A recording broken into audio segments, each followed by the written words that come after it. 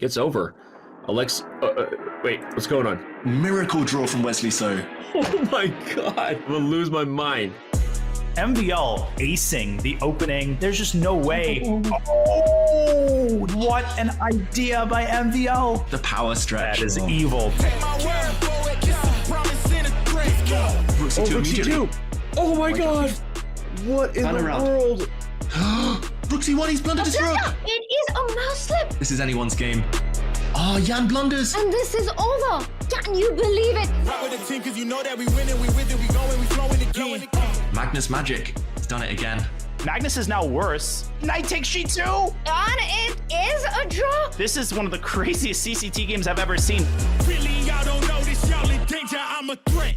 Checkmate in one coming in. These are the last. Oh, and he's losing. And Magnus cannot believe it. He's so mad at himself. Wow, you never see this. Absolute hats off.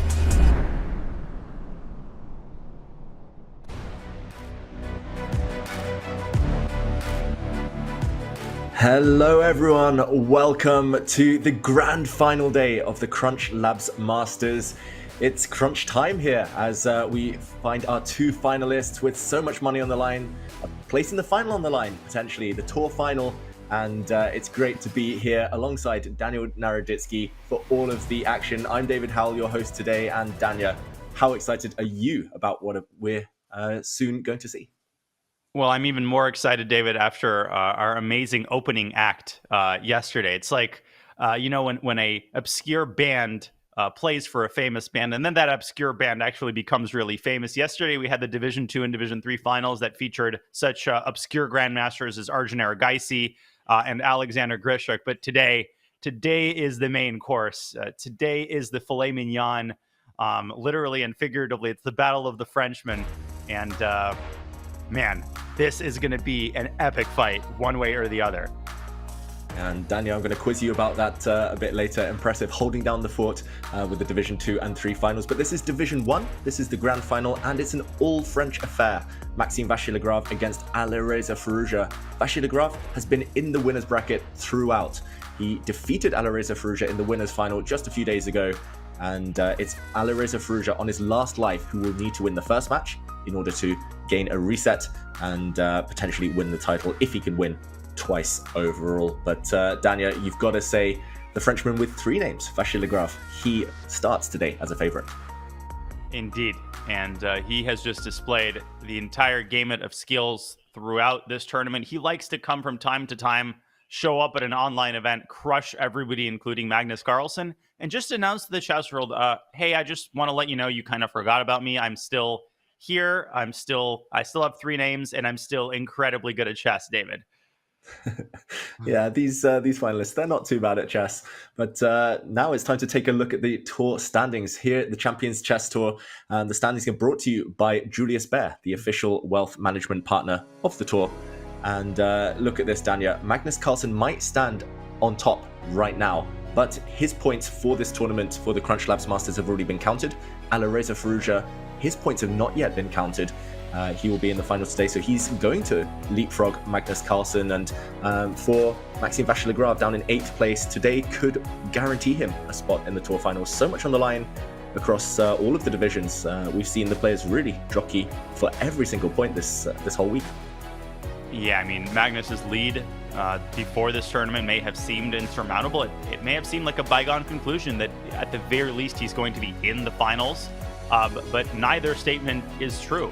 Alireza Firouzja, this is a crucial match for him, not just from the two standings perspective, but also just from a confidence building perspective. Can he pull it off again? He defeated Magnus 2 times in a row in May in a match that I will never forget, that I had the pleasure of commentating. And once again today, he needs to pull off exactly the same feat. But those names, these standings, if we look at the right side, a lot of these players, they need to do a lot of work in the last CCT event in order to make their way onto the left side of the standings page. And it's going to be even harder after today. Yeah, Caruana Nakamura languishing down outside of the top 10 for now, but we must say a thank you to Julius Baer, a multinational private banking group headquartered in Zurich, specializing in wealth management and private banking services. They are also a founding partner of the Champions Chess Tour, and it's thanks to them we see the standings in front of us. But back to the business, back to the chess, Dania. And these two, when they meet, as we saw a few days ago, it's always fire on the board, but not necessarily in Alireza Firouzja's favor. It's been an up and down struggle for him. Of course, these two play for the same country now. They know each other extremely well, but it's the elder of the two, Maxime Vachier-Lagrave, who's had the upper hand in their past history. And it was fire on board, as you said, and also fire on Alireza's clock. Really, throughout his match against MVL, this has been the sort of talked about, the hyped up reason for his loss. It wasn't the only reason for his loss, and he very quickly adjusted the following day. His time management was much superior. He was a completely different guy 2 days ago as compared to his match against MVL. But this is becoming a trend, right? 9 wins, 16 draws, and 2 losses in their overall rapid head-to-head. That is a pretty big lead. So it's very important for Alireza Firouzja not to allow MVL to essentially get in his head. But there's no way to exaggerate it. Time management, I think, is going to be a crucial factor today. David, what Alireza did last time, yes, he pulled off that insane feat against Jan Nepomniachtchi, but you cannot repeat that game after game and hope for success against someone in a form as good as MVL has been this tournament. Yeah, Maxime Vachier-Lagrave, so strong at calculation, so quick, so confident. He punished Firouzja earlier in the event for those lapses and for just the bad time management on the clock. And this was the story of their previous match in the winners' final. 2.5 half.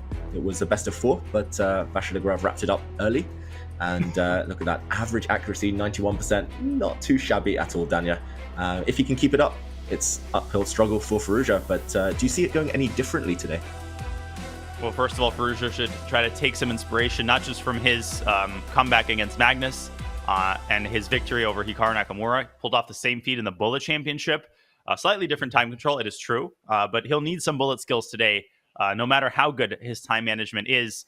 Alexander Grishuk, he defeated Vidit coming from the losers bracket in exactly the same situation, having lost to Vidit previously in the same CCT. It was an amazing match. You should go back and watch, just look at the games from that match.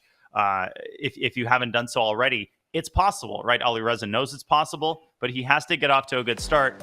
And his tactics have to be really sharp today, David. There were some uncharacteristic misses in his last match against MVL that he's going to have to clean up today. Yeah, he's going to have to clean up today. But as you alluded to there, Dania, he does have the track record. This is his 3rd straight grand final in the Champions Chess Tour. Just bang in form this year. A huge step up from his performance in the last few seasons. And it feels like he's a man in form, full of confidence, and he's done it before, as you mentioned, rising from the losers bracket, defeating none other than Magnus Carlsen. So as long as he can keep a handle on that clock, maybe get his opening prep in. He didn't manage to achieve that last time, then he will stand a chance against Maxime Vachier-Lagrave. But let's just remind the viewers at home of the format in the grand final here today. The players will be playing rapid chess, so having 10 minutes on the clock plus 2 seconds after every move. And it is a best of 4 to start the day. It will be Maxime Vachier-Lagrave who wins the whole event, the CrunchLabs Masters. If he wins the first match, gets to 2.5 points, but a reset will be achieved by Firouzja if he takes the first match. And Armageddon, I wouldn't be averse to it, I've got to say, Dania. We've seen it before. We've seen it before, when we have players this evenly matched. And hey, if you don't know the time control for the CCT or the format for these grand finals, and the fact that that triggers a grand finals reset, which is a best of 2, then where have you been? And you're going to have to remain here with your seatbelt fastened throughout this entire match, as Alireza Firouzja, they're giving us a beautiful panoramic 360-degree view of his playing quarters there. Fair play taken very seriously for every player, no matter if you're 1700, 700, or 2700. And David, much has been made of Alireza's topsy-turvy classical form, his candidate's performance. People like to spin these narratives about Alireza being washed. people need to hold their horses for a second and just take a look at Alireza's rapid and blitz performances this year. He's been building his confidence, really developing different facets to his play, and it's honestly been great to watch. Yeah, we forget sometimes because he's been at the top of world chess for so long that he's still young. He's only just turned 21, I believe, and his peak years still ahead. He's still testing his boundaries, testing his limits here, trying new things. That's why he's such a fan favorite, Firouzja, and he seems to be in a good mood. Let's check out a tweet that he put out yesterday evening, less than 24 hours ago. I'm not sure what this is, Danya. It's a bathtub. There are some Uno cards, and we've got Firouzja looking very zen-like, you've got to say.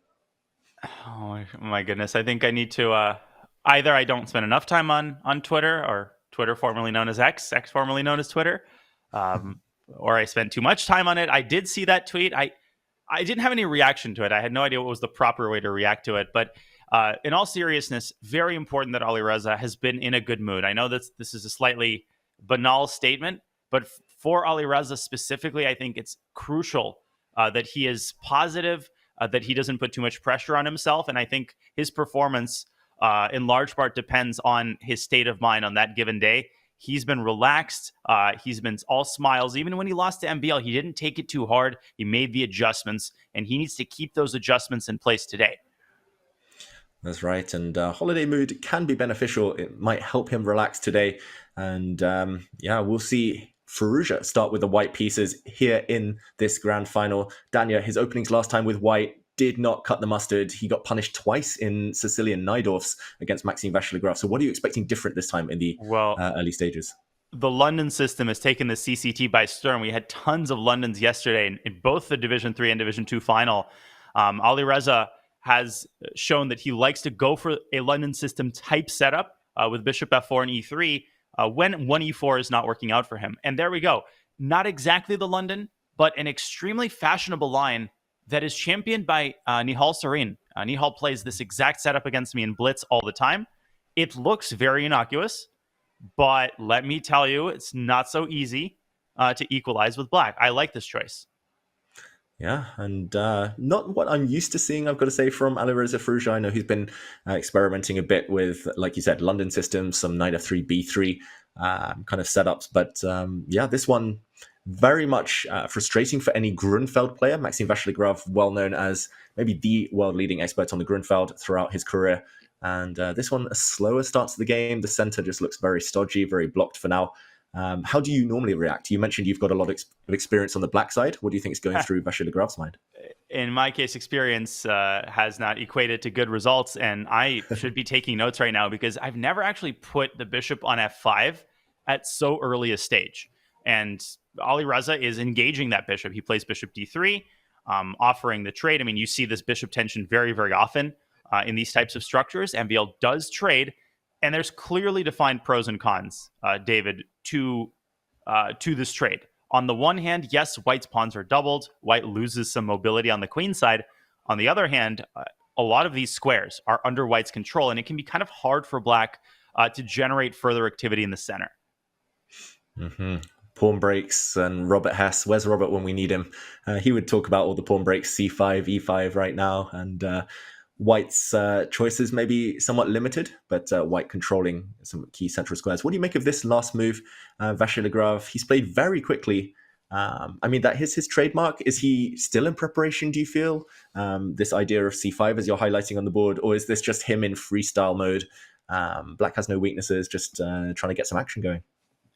Yeah, it's very hard to say with MVL because sometimes, he's in preparation. Sometimes it's sort of a middle ground where it's not that he's had this exact position in a chess-based file, but broadly speaking, maybe he studied this structure and he knows that, okay, knight fd7 and c5 is a typical idea. We can see that Alireza is taking this idea very seriously. b4 is on the board, and early adjustments by Firouzja, he's playing faster, and he's gotten a more strategic type of battle where the price of a move is not as high as, let's say, a rook g1 Najdorf. Now the question for MVL, David, he can technically still play c5 and make it work tactically. Positionally, I think it's ill-advised. I think the question is, does he now prepare e5, or does he chisel away at White's king side with a move, queen side with a move like a5?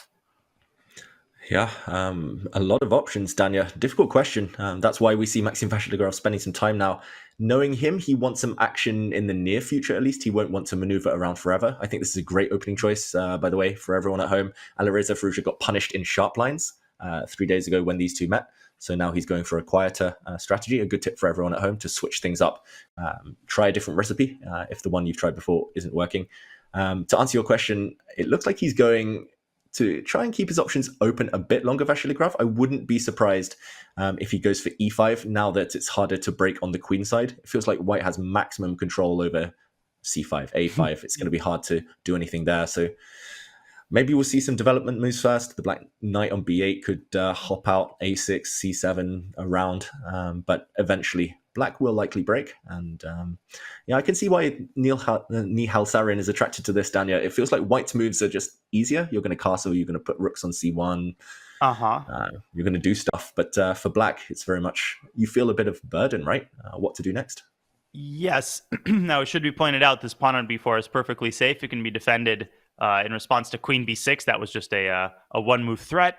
Instead, Maxime focusing on sort of maximizing the activity of his minor pieces, but he might be maximizing the passivity of his minor pieces. Where is that knight on c7 going? I think he's just sort of parking it there, long-term 24-hour parking. I'll deal with it later kind of thing. Here is the positional problem the black faces. Even if you play rook e8 and then e5, you don't solve, I think, the underlying problems in your position, and you could still be facing a potential minority attack when the time is right with a4 and b5. Maxime is actually provoking a4, clearly trying to get his knight around to d6, but he is investing, David, a lot of time in maneuvering his pieces to a square where it doesn't really have that many prospects because of this doubled pawn on d3, which would be fully restricting the knight's access to these juicy central posts. Yeah, if you could just pick up that white pawn on d3, get it off the board and trade it off for black's e7 pawn, we would have a Carlsbad structure. And that is the ideal square for a black knight, precisely because it can jump into those squares you're covering there with the blue arrows, c4 and e4. But this circuit for the black knight, I mean, since it's left b8, it's already moved 3 times. It's going to move a 4th time. Not clear where it's going after that. It definitely feels like Maxime's just making moves for the sake of moves right now. I think he's hoping a plan materializes a bit later, but yeah, this is really pleasant for white. Bishop a3, hinting that b5 will land if black ever touches the e7 pawn. The black knight on d6 not stable. Yeah, rook c1, rook b1. White's moves are just automatic. I'm loving Firouzja's position. And let me tell you, b5 on the very next move is something to be reckoned with by Maxime. Now, Firouzja won't necessarily play it, but you can at least try to make it work. b5, c takes b5, and then you have this intermediate move, or you can swap the knight on d6. You have to be careful, though, because there black can play b takes a4. So, for example, I'm quickly going to show what could happen. I think rook e8 is a likely move here for Maxime getting out of the x-ray, and b5 is hasty, because after cb, bishop takes d6. If black recaptures on d6, it works like a charm. But black has b takes a4, and this is why you need to be so careful trying to initiate, let's say, tactical operations in a positional situation, because you could lose your entire advantage and then some. You could give up your bishop and then take on a4, but these are connected pass pawns. Last I checked, that's pretty dangerous. This is not what Firouzja wants, and lazy chess commentators like to say this would not be in the spirit of the position, and yet MVL just adds another layer of protection to the b5 square. Yeah, but b5, the idea will linger, and Vachier-Lagrave will have to calculate that type of thing you were just showing, Danya, for the next half dozen moves at least, every turn. First of all, Firouzja gets his rook onto the c1 square. I'm slightly surprised he didn't go with the other rook. Feels like the other rook had a nice square there. It's not clear where that piece is going now, but maybe he's going to double up and just sit and wait. And bit of a slower maneuvering game. This might be the calm before the storm. Either way, I'm very much loving the new strategy that Firouzja's kind of cooked up for this game. Maxime Vachier-Lagrave, I've had a lot of games against him. We first started playing when we were like 8 years old, and the only time I've ever had success is in these types of slower positions where he gets a bit impatient and he lashes out. You need to try and stop him from calculating. That's the key. That's right. Yeah, those concrete positions that they were getting, Maxime was really displaying his incredible intuition, right? We talk about how slowly Alireza was playing, how fast Maxime was prosecuting those chaotic positions and essentially finding either the best move or a move that maintained the evaluation. It's pretty breathtaking. How well developed his intuition is in mainline Najdorfs and Grunfeld. So opening choice, you got to give Alireza an A+. He puts the knight on c5, David, and now things are starting to get a little bit more concrete. Now, let me tell you what Maxime is not going to do. He is not going to take on c5, and he's not going to allow the b pawn to capture because white gets free pressure on this b7 pawn. But are you a little bit exposed? These pawns on a4 and b4, as imposing as they look, they could be targeted at the right moment by a well-timed undermining break such as a5. Yeah, a5 is interesting. It feels counterintuitive to play that move now. He's already played a6 just a couple of turns ago, but this does highlight maybe why white's choice of rook. I mean, it's the hardest thing in chess, where to put which rook, I find, when you have a choice, a straight-up choice. But I would love to put one on b1, one on c1, because that's where the action is about to happen. It would very much deter your a5 break. But yeah, suddenly less clear what white would do there. Either way, okay, you're a5 on the board. I was going to say Maxime could just sit and do nothing and ask Firouzja what his plan is. But no, the action finally begins. Tension on the queen side, and this could go either way suddenly. And remember that intermediate move I mentioned with a takes b4? I pointed out a similar intermediate move where the b pawn captured on a4. I think Maxime is using the same idea, because the detail that Alireza may have missed is that after knight takes d7, if you play queen takes d7, it's not just bad, it's essentially losing. David, I think you'll co-sign this point. And it's not because white is up a pawn, it's because this pawn on a5 causes a huge weakness on b7. And here white has the very obvious plan of attacking it by doubling on the b file. No. Maxime has spotted the tactical solution. A takes b4. Both minor pieces are hanging. This is a completely different story. Now, it's likely that Alireza still goes for a position like this, but I feel like the worst would be behind Maxime if this is the best that Alireza can do. And Danya, just along these lines, before we go back to the game, maybe there's another intermezzo, another intermediate move, because I'm trying to justify why white can't take on a5 immediately to try and win a pawn in the game position. I'm wondering whether black can take with a rook. Unbelievable. Knight takes knight, and rook takes pawn on a4, and white has two pieces attacked. If you save the bishop and take on d6, if you trade off bishop for knight, look at this. At the very end, white is a whole piece up, but the knight is stuck behind enemy lines, and the knight on d7 drops. Wow. David, that is the actual, that is the line that Alireza missed. The first intermezzo was cool. This is just beautiful. The knight is trapped, and Bob's your uncle. And knight takes d7 is Alireza's choice, but the time he spent on that tells us he was calculating b takes a5. He spent something like 2.5, 3 minutes on that move. I think he's made the right choice. I think he maintains a very small but potentially significant edge. And I like that he's forcing himself to play fast. He didn't spend 8 minutes on that move. Yeah, huge step in the right direction for Alireza Firouzja compared to a few days ago. But I've got to say, credit to Maxime, because that was a complicated line. And to even conceive of giving up a piece and trapping the knight on d7, that would have taken me an hour, let alone the 1 minute or 1.5 minutes that Maxime took. So really impressive, showing he's in great form. But still, like you said, white's position preferable, slightly fractured pawn structure, but control over the queen side.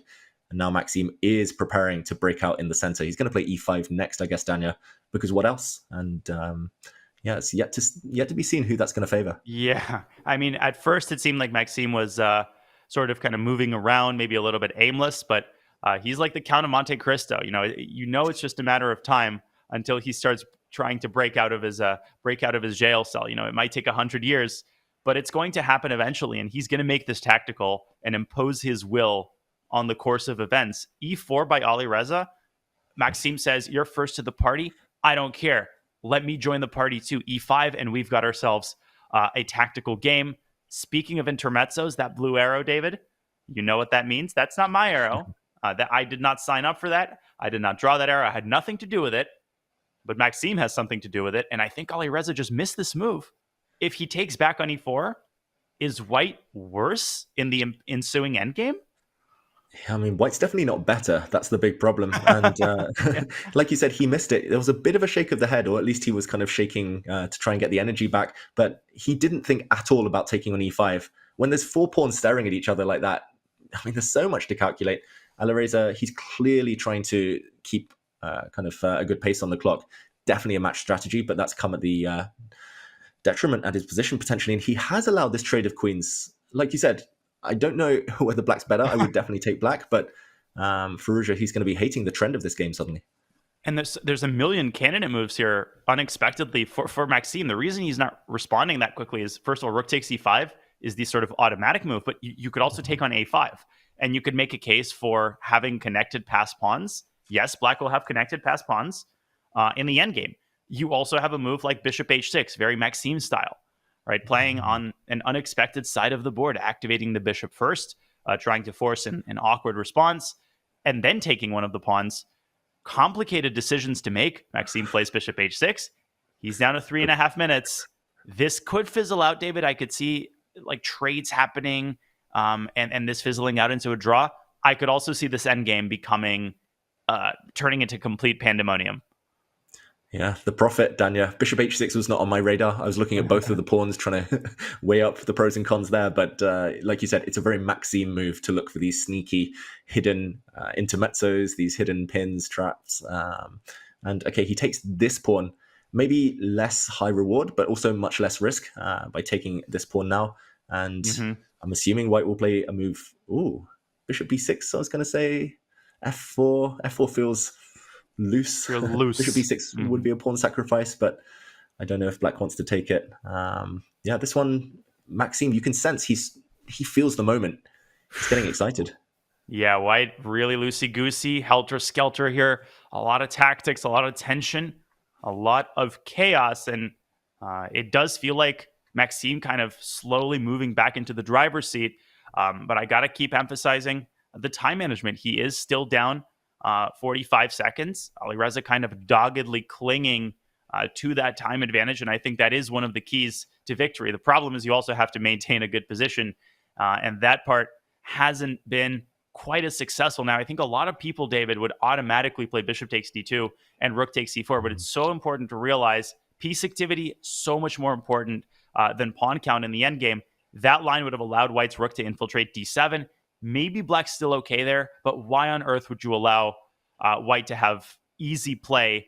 You cannot afford to lose the b7 pawn. That is the worst case scenario for black, because then the a pawn, the red carpet, is essentially unrolled immediately.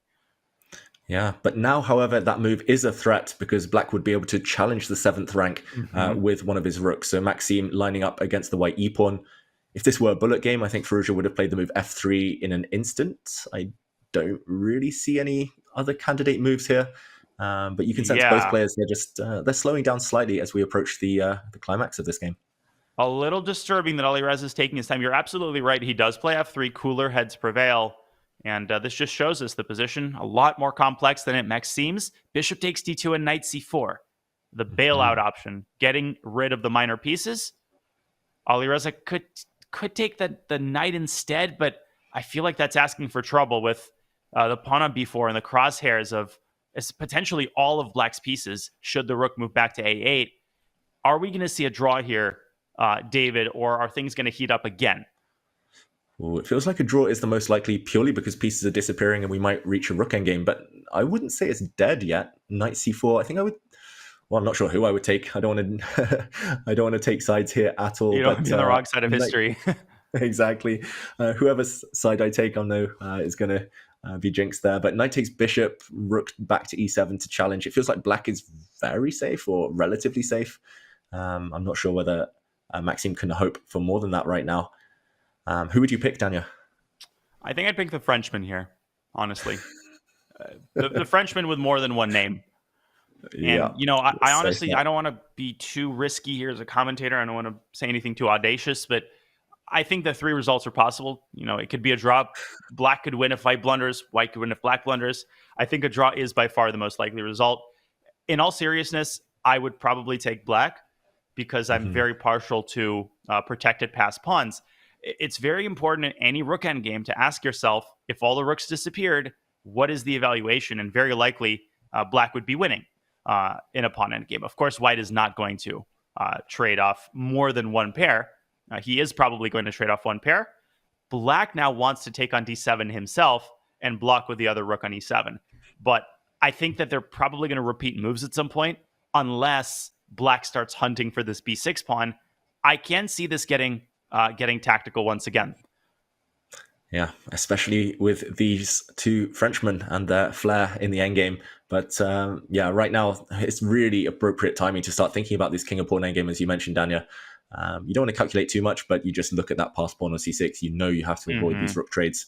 Firouzja, knowing him, he's looking for chances. He'll want something a bit fruity here to keep asking questions, to keep some pressure on. But I do think actually it's white who should be playing for safety. I mean, just king f2 or trade one set of rooks and go in. And yeah, I mean, this is level, but yeah, you don't want to play this with 5 seconds on your clock when it could suddenly turn. Oh, yeah. Yeah.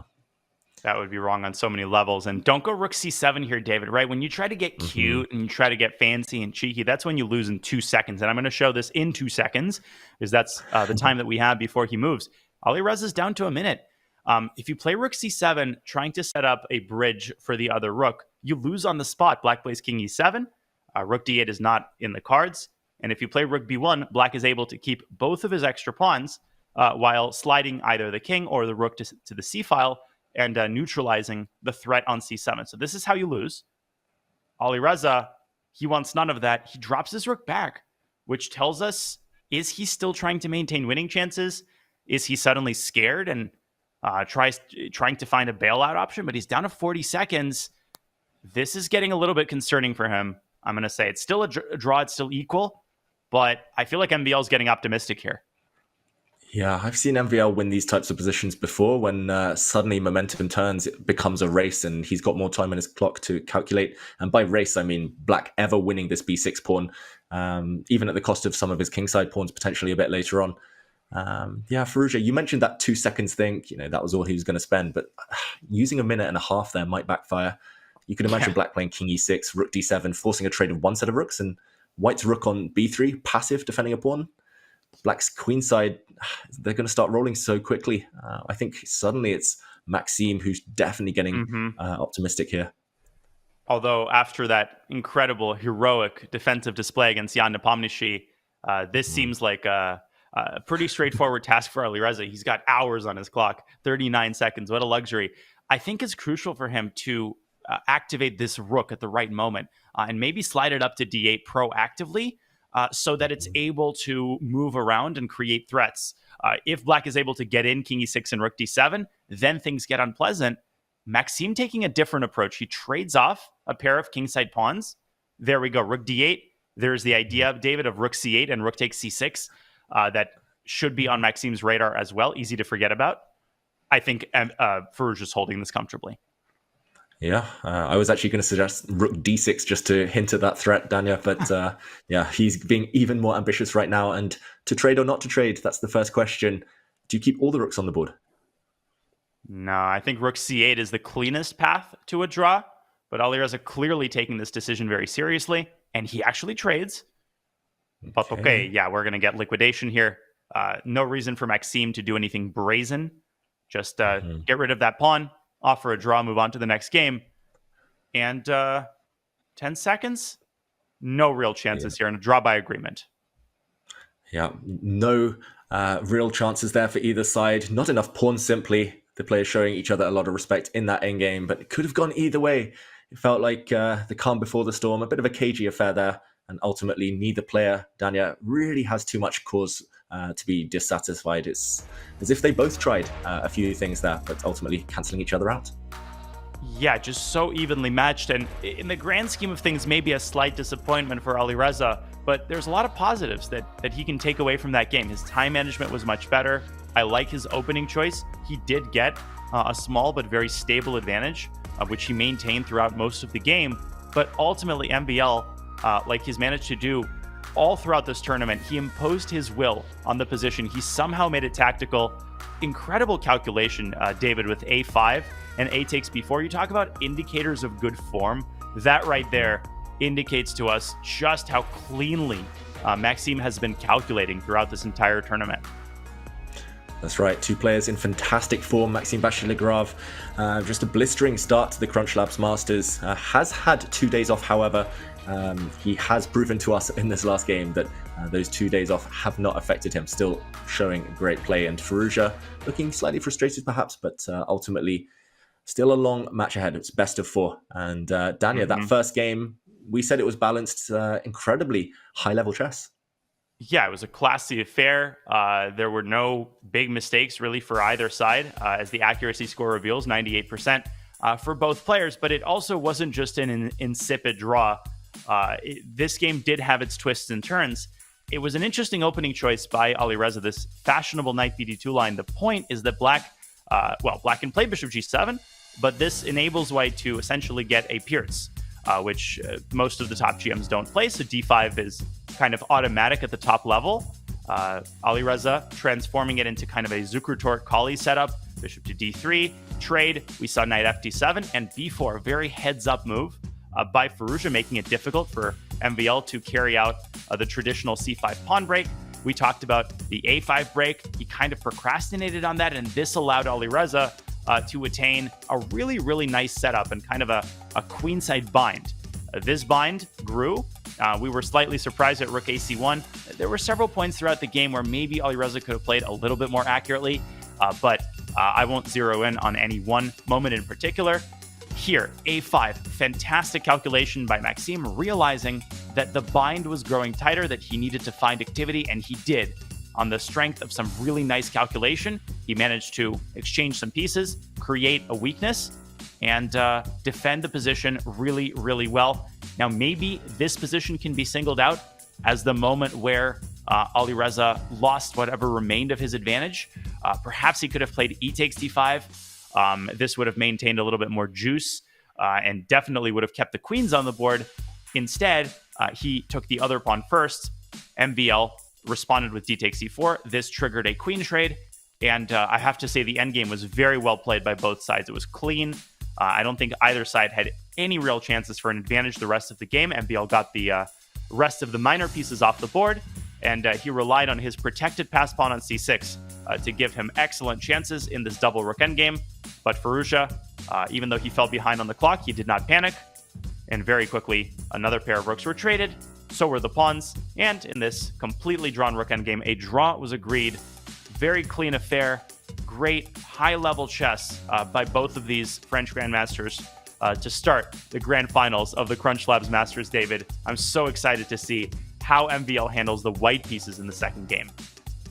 Yeah, Maxime Vachier-Lagrave will have white. He's still slight favorite here, at least in terms of the stats, with his extra life in the grand final. But yeah, great start to the day for both. I think they should both take a lot of confidence. We saw on the graphic there, 0 mistakes for either side, 0 misses, 0 kind of blunders. So just a great start. And for Maxime, we know how powerful he is with white, Dania. His repertoire, so strong, so fixed. He normally starts with one e4, and he might be the leading expert in all of these e4, e5 openings. So where does Firouzja go? Do you think Firouzja is going to try and be solid in this next game, just prolong the tension, try to survive until his next white? Or do you think Firouzja is going to fight fire with fire, try something a bit dynamic? I mean, it would be consistent with his choice in the first game, just complete deviation from the previous match to play something like a Caro-Kann or maybe e4, e5. Firouzja, obviously a Sicilian player by nature, and he likes those Taimanov setups. Obviously, he's played the Najdorf a lot, but I feel like that would be playing into Maxime's hands. I think a Caro-Kann or something like a Petrov, obviously shades of Jan Nepomniachtchi, would be an interesting choice to try to cool down the fire that MVL has been playing with. But all of this is speculation. It's impossible to predict. And maybe Alireza didn't prepare. Maybe he's just kind of asking himself right now, what do I feel like playing? What kind of mood am I in? Let's watch. Let's watch MVL eat a banana. Yeah, a crunchy banana here at the CrunchLabs Masters. And a good tip for everyone at home, stay energized. You often see tennis players, for example, snacking away between points. David, have you ever taken just one bite of a banana and then put it off to the side? Like, where is he putting it on his table so all the juice? I've never taken just one bite of a banana. You got to finish the whole thing once you start it.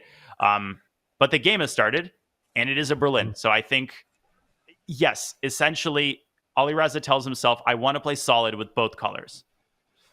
Yeah, bananas and Berlins were being treated here in the final, and it's a Berlin endgame. Maxime Vachier-Lagrave, known as the leading world expert here on the white side of things. He's beaten me in the Berlin endgame. He's beaten so many top players. Dania, these days it's actually unfashionable or less fashionable to touch this Berlin endgame from the white side, but Maxime makes it work on a consistent basis.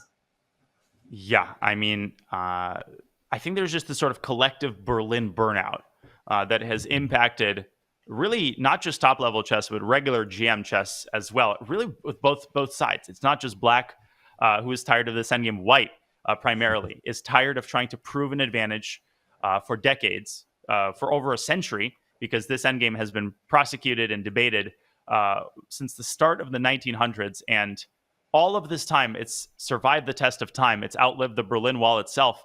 And white has no advantage. I think the consensus is very clear. And so recently the approach has changed. We saw Jan Nepomniachtchi win a game against Vidit in the candidates. The point now is to cause practical problems, to find practical ways of playing rather than to demonstrate, oh, I found a 0.3 advantage with a 40-move stockfish line. That's not how you play this endgame with white. Let's see what MVL brings to the table. I think the ball very much in his court here. Yeah, definitely. All of the top players ever since 2000 with Vladimir Kramnik using this opening to neutralize Garry Kasparov. Every top player with black has had this in their repertoire. So Maxime, he's had plenty of experience. I've seen him bash out those 40-move variations in the Berlin just to test the opponent, but ultimately they don't usually lead anywhere. Often we do, as you mentioned, these days see the top players just maneuver around, wait, and things inevitably become a bit imbalanced a bit later. Bishop b4 given a question mark. Okay. Bit of a strange move to kind of call a mistake. I mean, it looks like a normal move, but it's strange that it could be a mistake. Now, I will disclaim this by saying that I'm not too experienced with either side, but, to my untrained eye, by the way, knight e4 looked a lot more natural. One important thing to point out is that g4 should always be on black's radar. And I've seen a lot of the experienced Berlin players put their bishop on e7. And I'm actually just going to show this really quickly. The point oftentimes of a move like bishop to e7 is that g4 can be met with knight to h4. And black puts this sort of blockader on the h4 square and makes it difficult for white to expand naturally on the king side. And so here you often see black following up with a move like h5, and you get this interesting tension on the king side. The problem after bishop b4, and I thought the reason white should play knight e4 is that g4 now becomes not just a positional threat, but very much a tactical threat, David. Let's say black falls asleep and plays rook e8, white goes g4. Now, not only does the knight have to slink back to a super awkward square, but here you actually lose the bishop outright after a3. Instead, we see a more conservative move by MVL, but the fact remains, g4 still on the horizon, and maybe Alireza's relative lack of experience in the Berlin coming back to bite him in the early going here. Yeah, Alireza's been playing the Berlin as black, but I rarely see him enter the endgame. Maybe opponents just don't kind of walk all the way down this main line. He eventually does push with a4, ignoring the fact that his knight's going to get kicked about the black bishop. Just enough oxygen here, Dania, with the c5 square now available due to the white knight sitting on e2, but this is sharp stuff. Yeah, but the cabin pressure has been lost. The oxygen masks have dropped down, and he needs to make sure that the plane does not go into a nosedive, because that might be exactly what is happening here. Alireza is seriously contemplating not desperate measures, but close to desperate measures with a takes b3, and that might be what is required. If you drop the knight back to e7, David, the problem wasn't that the bishop got trapped. The problem also is that white has this move e6. Let's not forget about this resource. It's a classic, and it opens up the bishop, and black has to make sure that his kingside pawns don't collapse. This is a critical situation for Firouzja. He's walking on hot coals, and look at the speed, the confidence. Now the A file opened up. Mate in 1 is threatened. Yeah, if anyone at home wants to learn about this endgame, especially from the white side, having a slightly better pawn structure, but facing the bishop pair, then Maxime Vachier-Lagrave is the ideal role model. We see him here. He's barely used 40 seconds on his clock. and he's putting Firouzja under so much pressure. Threats of checkmate on the back rank, the black king not safe, and e6, as you highlight, Danya. It's available on tap. I mean, I've got a lot of experience from the black side, and this feels like it's gone wrong. It feels like your pieces are passive, they're clumsily placed. E6 in the air, knight f4, knight h5 is always a big typical maneuver as well. It feels like black's just not been accurate. He's put his pieces on these awkward squares, and he's being forced to react in awkward ways. Look at this, wasting even more time with the black king. And now I'm expecting, either your e6 or knight f4 just to prepare that move. Absolutely. Knight f4 is actually quite multifaceted because unexpectedly the knight could drop back to d3. You thought the bishop was safe. Absolutely not. Knight on d3. Again, it wouldn't... Actually, that might win a piece because knight d5 could then be met with c4. And Maxime loves moves like knight f4. These multi-purpose tactical moves that keep the tension. Alireza sitting there and definitely regretting his opening choice. I don't think this should be exaggerated. I think black is still very much in the game. He's got 6.5 minutes. In the previous match, he would have 20 seconds by this point. But David, the few times that I've played the move 3 knight f6 with black, I was sitting there praying that my opponent would not go into the Berlin endgame with white. And of course they did. Yeah, I pray the opposite, Danya. I play knight f6 quite a lot on move 3, and I'm always praying they go for the endgame rather than keep the tension and all pieces on the board, boo. It's all about the endgame, but everyone, of course, has different preferences. We've talked about the kind of plus sides for white. For black, as you were mentioning there, even when it goes wrong, you're still relatively solid. You do have the bishop pair long term, so the more pieces that disappear, the more influence those bishops often gain. So if he can survive this next 5-10 moves, Alireza in decent shape, he's got good long-term chances. This is why Maxime Vachier-Lagrave pauses. Great instincts there. And Alireza pulling out that massive water bottle again. I feel like that must be a different bottle because it seemed to be filled up again. Now, clearly, MVL is deciding between a concrete move like e6 and a move that keeps all of the ideas alive, such as knight f4. It's not the only knight maneuver. I can't blame him. I mean, how can you resist this juicy morsel on g7? Fortunately for Alireza, not only does he have the obvious rook h7, but rook g8 can be considered. He can just say, listen, take my pawn. I'm going to get active. No, he's going to maintain his pawns. Where is MVL going to move this bishop? And does white achieve as much as it appears that he will achieve from this operation, David? Or is MVL going to be disappointed at the scope of his advantage here? Yeah, MVL might be frustrated that it's not more. Normally when you get e6 successfully with white and break open this bishop, start trading pawns on the king side, your advantage grows. Here is still a long way in the future that you'll ever create a passed pawn for white. That's normally the way you win. We look at the pawn structure. Black has 3 on the queen side, but those are not necessarily better than white's 2. Whereas on the king side, white has the potential for a pawn, passed pawn. Big kind of change there in difference in pawn structure really helps white. But okay, he's trying to trade off the bishop pair. What are your thoughts on this?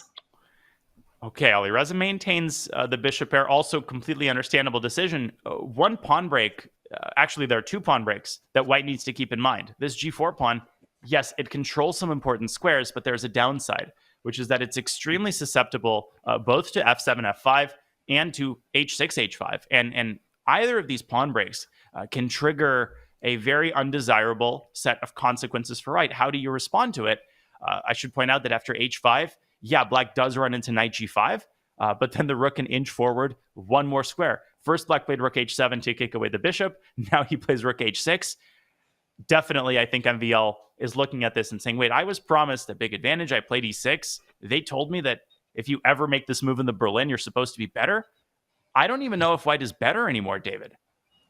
Yeah, and his move's starting to get questioned by the all-seeing engines. Bishop to e5, losing a bit of time. It might be lashing out with one of those moves. If this is a question mark, which the players don't know, then the reason it would be a mistake is because black should be a bit direct. So f5, h5, Danya, is it time now? Maxime definitely going into damage limitation mode, trying to force off the bishop pair for black. And this is sometimes exactly how you go from much better to worse. You think that you can bail out on demand, but then suddenly you realize that, no, it's not just equal, you're actually worse.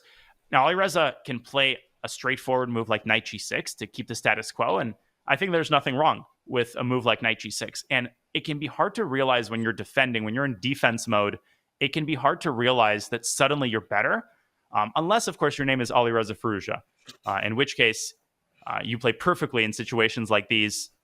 This is a very important moment for MVL because I can totally see him losing control in the next few moves. How does he protect this pawn on g4? G takes f5 seems unthinkable because then white is a lot more vulnerable on the king side. Yeah, the black bishop could even recapture on f5 with a fork on 2 pawns. You have to look at both sides of the board there. h3, c2, both hanging. So he trades bishops.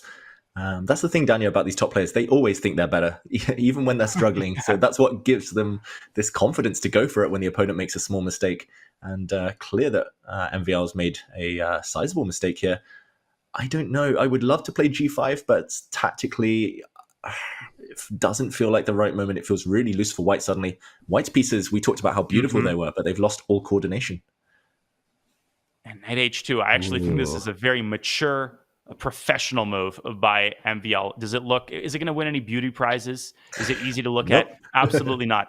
Is it the best move? Yeah, I think it is. If I can rewind one move, the big problem for white here, you would just love to play a move like knight f4.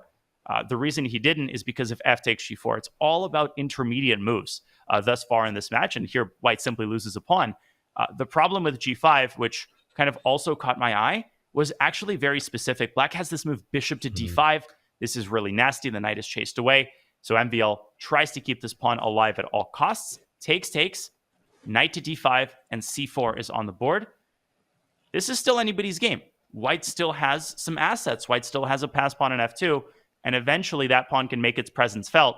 It should not make its presence felt right now, though, because there are still tactics in the air. Bishop takes g4 is actually a threat in this position, I believe. Yeah, that gains in power. Bishop takes g4 if white bypasses that g-pawn with his own f-pawn due to a pin along the g-file. A lot of white's pawns here on light square, so big targets for the black bishop. But if you ever get those 2 pawns rolling on the king side, then it's definitely momentum white yet again. We're going to say that quite a lot, I think, over the next few moves, Dania. It could go either way. White suddenly making the magic happen, fending off the threats. Then suddenly it might be black who lands a tactic, one of those bishop takes g4 ideas. Now it's not possible, we should mention, due to the white knight on f4 covering the h5 square. After a capture, rook g7, white will just defend with f3 as you're highlighting, and no way to profit from the pin. But this is, again, high-quality chess from both. Maxime's recovered well from maybe slight inaccuracies. And moves like knight h2, they're always ignored, and that is the secret sauce. I'm trying to think of a French sauce, Hollandaise, Bernaise.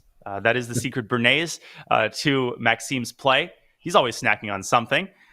Rook to d1 is on the board, and as Ben Feingold likes to say, all 4 results are possible. It's hard to kind of put a handle on who's got the momentum here. They are exchanging threats. They're going in little spurts. Black had a little spurt of an initiative. Now suddenly white is the one seemingly calling the shots, attacking the pawn on d6. I think the likeliest result is a draw, as unbalanced as this endgame may look. I think that, sometimes they find ways to liquidate, but right now black has to find a way to defend this pawn. And maybe the best kind of defense, counterattack, especially if you're Alireza Firouzja. He constantly looks for ways to take over the initiative by creating equal or stronger threats. He pushes the knight away, David, and he wants to play d5 on the next move. So strong, so accurate. These two are bang in top form right now. You can tell. I mean, a lazy, passive, non-calculating player like myself maybe would have played the move king c7 just to defend the black d-pawn. But suddenly white's king might step up. The white pawns will start rolling in the near future. And black is really, really passive. So like you said, seizing the moment, taking advantage of one of those famous loose pieces and achieving his goals. Then d5, opening the position, recentralizing, that black knight is the key right now. And Firouzja, a bit of a peek at the opponent's camera there, I think. But he's really kind of thrown a bit of a spanner in the works with this last move. Rook f7, really strong. Who would you pick, Daniel? You said a draw is the most likely, but who do you think is going to have more fun in the rest of this game? You're asking all of the difficult questions, David. It's my job. You said white's not going to profit from the g4. Well, I'm not going to profit from being a prophet here because it is impossible to predict the course of events. I think I'm more partial to the fact that white has a passed pawn here. So I'd have to go with a tiny practical pull for Maxime. at the same time, after d5, what on earth does white do? Well, passed pawns, we know what to do with them. They are meant to be pushed. I forgot about bechamel. I don't think I can recover from that. I think you got to take the solo from now on, David. No, I mean, I can't compete with naming all those little French sauces. F4, I mean, yeah, great move, I've got to say, Vachier-Lagrave. Every turn the player's surprising me, and every time impressing as well. F4, who cares about queenside weaknesses? Who cares about that black knight on b4? Even if white loses the whole queenside, he's initiating this race now. So yeah, F4, I've got to say I like it. And normally I'm very biased in terms of the black side in the Berlin endgame, but this time I've got to say MVL, he's done it so many times before. I think I'm too influenced potentially by the fact that he's beaten literally all of the world's best players in the Berlin endgame. And Firouzja, a minute down as well. He's going to have to work that clock magic again. And there's a lot of annoying tactical details that black is facing. For example, if you trade on c4, which I think is quite likely, you can try to create a pass pawn of your own with b5, but that pawn is going to be skewered in due course by a rook landing on b1. What else is annoying here? Well, bishop takes g4 is really never on the table anymore because now the knight on h5, fulfilling so many roles, David. It's restricting the rook. It's guarding against rook g7. Of course, it's protecting the pawn on f4. So Alireza has to play very concretely here, and he's got to find a way to maximize the activity of his minor pieces. That's exactly what he's trying to do. The stallion hopping around, trying to inflict maximum damage. I think MVL is going to say, over my dead body, and play king f2. Yeah, that's a very Firouzja type of move, just unexpected, invading enemy lines, just super tricky as well, knight c2. And yeah, he's going to hop over. We might well see at some point a sacrifice, Daniel. Great minds think alike. David, I don't think I'd have the guts to play a move like bishop takes f5. But in a game against David Howell, I would face this move and realize I have a lot to learn about positional chess and endgames. No, he's going to sack a knight on g4, isn't he? Yeah, I think it might be necessary as well. Oh, I think we might have lost David there very briefly. But in the meantime, he got the necessary words out. We do see a sacrifice on g4. This is such a heads-up decision by Alireza. He gives up the knight for 2 pawns, but don't misevaluate this as desperation. Black is actually completely fine here. There's 2 pawns for the piece, and a draw was agreed. So rook takes f5 was accompanied by a draw offer, and it was accepted by white. I'll talk a little bit about why black is doing okay, but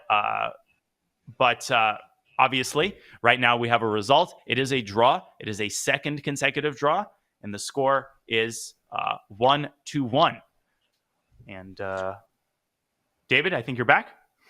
Yeah, sorry about that. I disconnected at the worst possible moment, Danya. But the players, they knew it. They didn't want to play on without me. So a draw it is, 1-1. We will break that down for everyone at home in a moment. And ultimately, Danya, another really high quality game.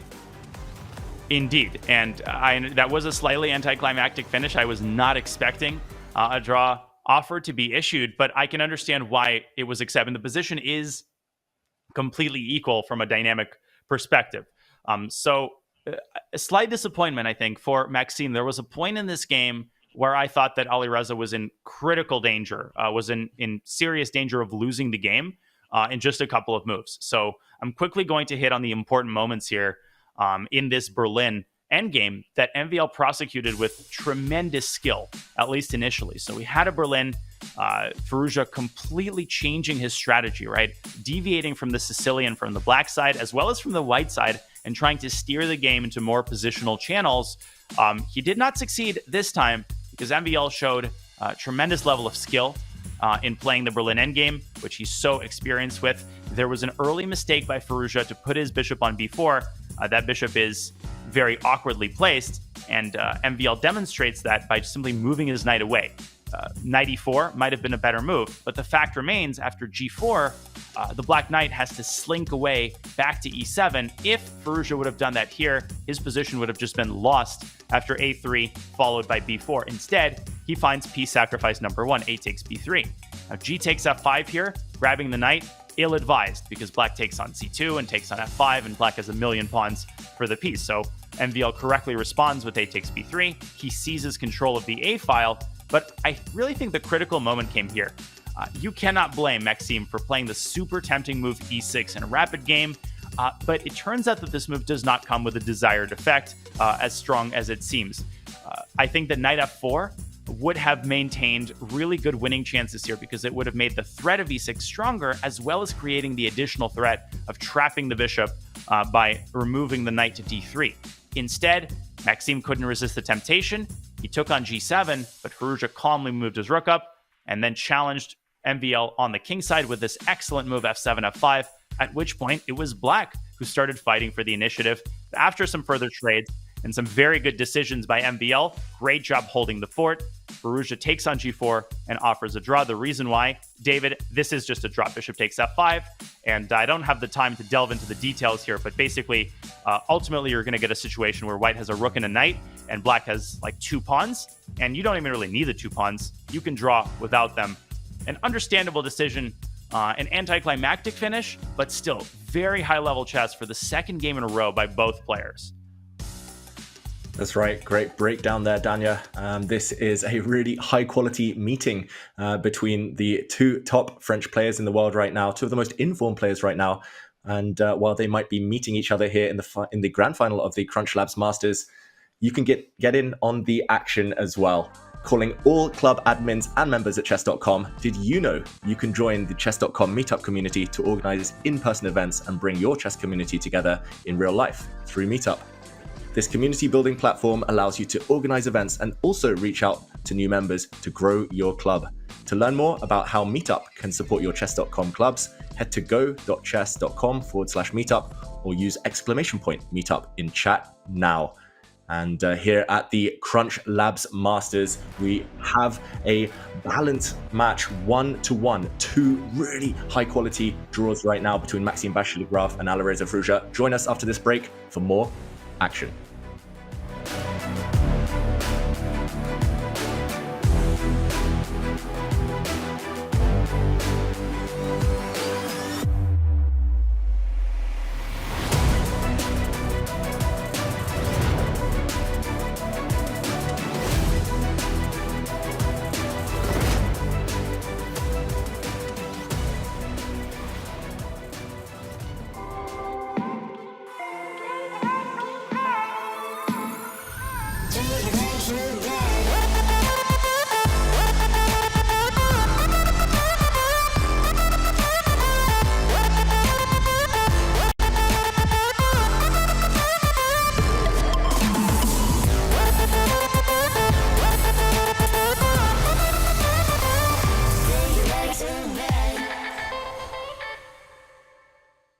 How often do you think about the Roman Empire? This July, you can think about it every day while you battle some of the ancient world's greatest and most fearsome leaders. Augustus, Hadrian, Cleopatra, Caligula, and of course, Julius Caesar. Play them all on Chess.com.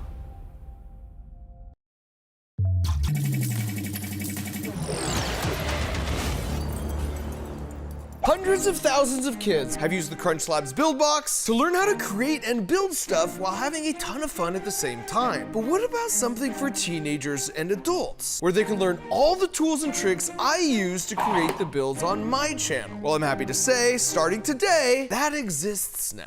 And this is it. It's called HackPack, and it's basically a series of really fun programmable robots that get delivered right to your door, where we build it together and learn step by step the kinds of engineering skills that go into making the builds on my channel. And don't be intimidated, because all these use a programmable microcontroller as the brain. Because if you can put together a Lego set, you can put together this. And it will work right out of the box. No programming required, and it will still be really fun. Heck yeah.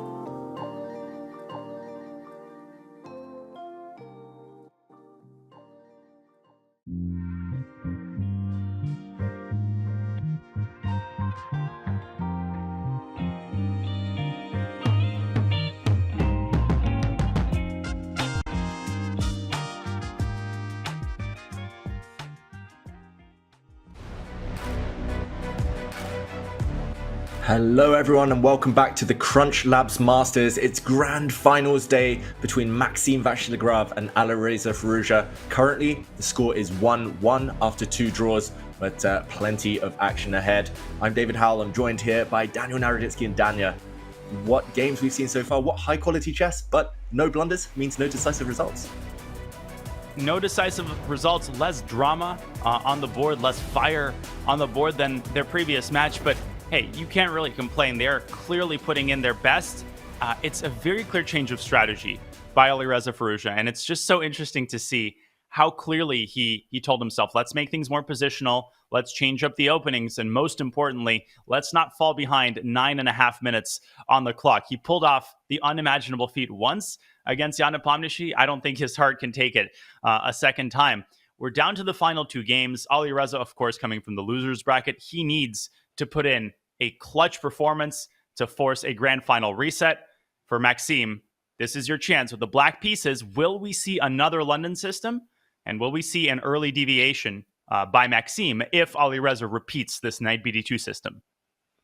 Yeah, lots of questions for both players to answer as we get game 3 of the grand final going. But it is a repetition of the same opening. Why mess with yes. Yeah, exactly. Your question's answered, Daniel, until this move, b6. Yeah, bishop f5 was played previously. Okay, but hang on a second, Tanya. But okay, h4 move, but okay. But okay, modern chess. Yes, this is how they play now. Wow. h4. I mean, if you asked me to guess a move, I might say h4, but I would never play it myself. How can white aim to attack here in such a closed center with no piece development? h4 often these days is positional. Positional intentions, Daniel. And the blue arrow appears. Knight e5 apparently pretty strong here for white, setting up that h5 pawn push. Oh, yeah. And this is a pretty standard idea in the Jabava London. I know it's a totally different opening, but I'm not that surprised. And neither should the diligent fan of modern chess be surprised at a move like h4. You play this move everywhere. It's kind of a meme, David, but it's true. Against King's Indian and Grunfeld setups, an early h4 is a very powerful move. It's a hard one to deal with in the King's Indian as well. Trust me, I know. Knight e5 is played. Alireza, I think, sniffs out an opportunity here to force an early attack. Now, what's the problem? There's 2 problems, and I'm going to illustrate them really quickly. The first is here white has the move g4, and I don't really have the time to go into the complications, but if instead black had taken on e5 and dropped the knight to d7, white simply plays f4. This pawn is perfectly well protected. Black's going to get checkmated here in due course after h5. That's unthinkable. The other problem is that after h5, white has the move g4, and this is every beginner's dream. You know, g4, h5, this is kind of how you're taught to attack, and you never think that at the highest levels, you actually could get an attack like this. Now, the computer is indicating a really incredible idea. David, normally I don't just like quote the engine move, but look at this idea. Knight d2 to f1. I've never seen this kind of idea before. Getting the knight to g3 and attacking h5. But Alireza, he didn't decide on it. He's gone f4 instead. What do you make of this development? Wow. Every beginner's dream, you called it. But these super grandmasters, they think in different ways. And he doesn't want the caveman style chess. He set it up with h4, but he didn't follow through with a consistent backup. I think in a classical game, he would have spent 30 minutes mulling over g4, Danya. But we talked about it. It's clear his strategy today, Firouzja. He just wants to play quick, simple moves and save his time for later. So I understand why he's gone for this stonewall type setup that we would call it. The white pawn kind of bind on f4, d4. But g4, maybe even now again. It's going to be on the radar. It's going to be tempting. And good call, David. Of course, he goes for it. I have so many questions that you need to help me with. Why is MVL playing instantly? How do you just play h takes g4 as if it's just a standard position? Aren't you afraid of like getting mated after h5? I feel like MVL is rushing through this a little bit, maybe just trying to demonstrate that he feels like he's still in control. I'm not sure he is in control any longer. And David, h5 is on the horizon. Not even on the horizon. It's staring at you right in the face. Yeah, how do I say this nicely? If I were black, I would need a changer. I don't know how to say this, but I would be terrified. I would be quaking in my boots right now if I were black. This attack, it's just automatic as well. There's all sorts of ideas, even knight takes g6, bishop e6 check ideas in the future. But like you said, I mean, clearly Firouzja studied this type of position before, and Maxime needs to slow down before it's too late. This is a very important moment. How do you recapture on d4? Because I think the automatic move, e takes d4, the problem is that then your entire structure becomes really loose. f4 is undefended. The c2 pawn could become important. And Alireza, what a heads-up move. Taking with a bishop, keeping his minor pieces involved. And in response to knight takes e5, he's probably going to take with a pawn, encouraging this knight, forcing this knight to move out of f6 and making h5 even more powerful. This is the kind of game where you could get mated in 18 moves. Alireza was on the receiving end of a miniature. Right now, he's making a serious bid for being on the opposite side. Queen c8, excellent move by MVL. Obviously, no queen trade. And queen g3, says the computer.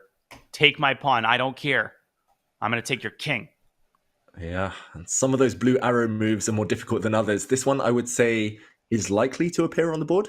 He's definitely going to keep the queens on. As you mentioned, Danya, queens off the board, no more checkmate, and black will breathe a huge sigh of relief. So keeping the queens on, whichever square you choose, h5 incoming. I mean, in a bullet game, black never ever survives this. In a blitz game, I don't think black ever survives this. In rapid chess, maybe, but you need a lot of luck right now. And it is a pawn sacrifice, so maybe... What? No! Whoa. Why? How? We said it. No queen exchange.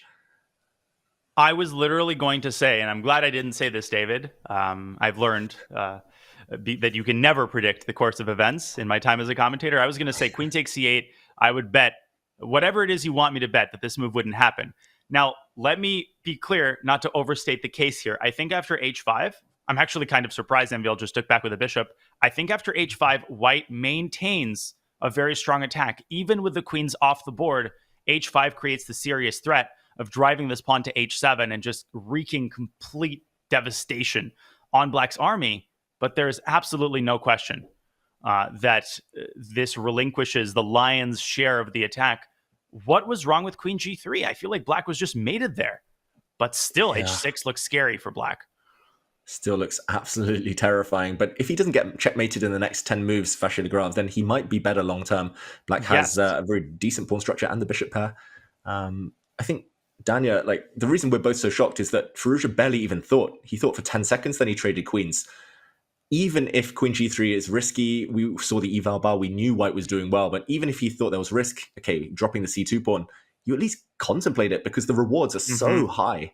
But clearly still in this kind of mindset of having to play quickly, and he's missing opportunities. Suddenly, if black gets one more move, king h7, black is taking control. Yeah, I mean, that was shocking, and I think, I'm not exaggerating the level of my surprise at that move. I mean, queen takes c8, I would predict almost all of the other queen moves, queen g3, queen f3, queen g5, over queen takes c8, which doesn't mean it's a terrible move. It's just a surprising move. But right now, I think Alireza might be regretting his decision because king g7, and here's the problem, David. White has a ton of weaknesses, and black is going to start rounding them up eventually. The question for MVL is, can he avoid making a tactical blunder? Because there's a ton of tactics kind of hanging in the air. And can he eventually get rid of this pest on h7? I think the most obvious move here is bishop h5, but it doesn't solve all of your problems. And let me show the line that I think Alireza is relying on here. Bishop h5, he's going to say, you know what?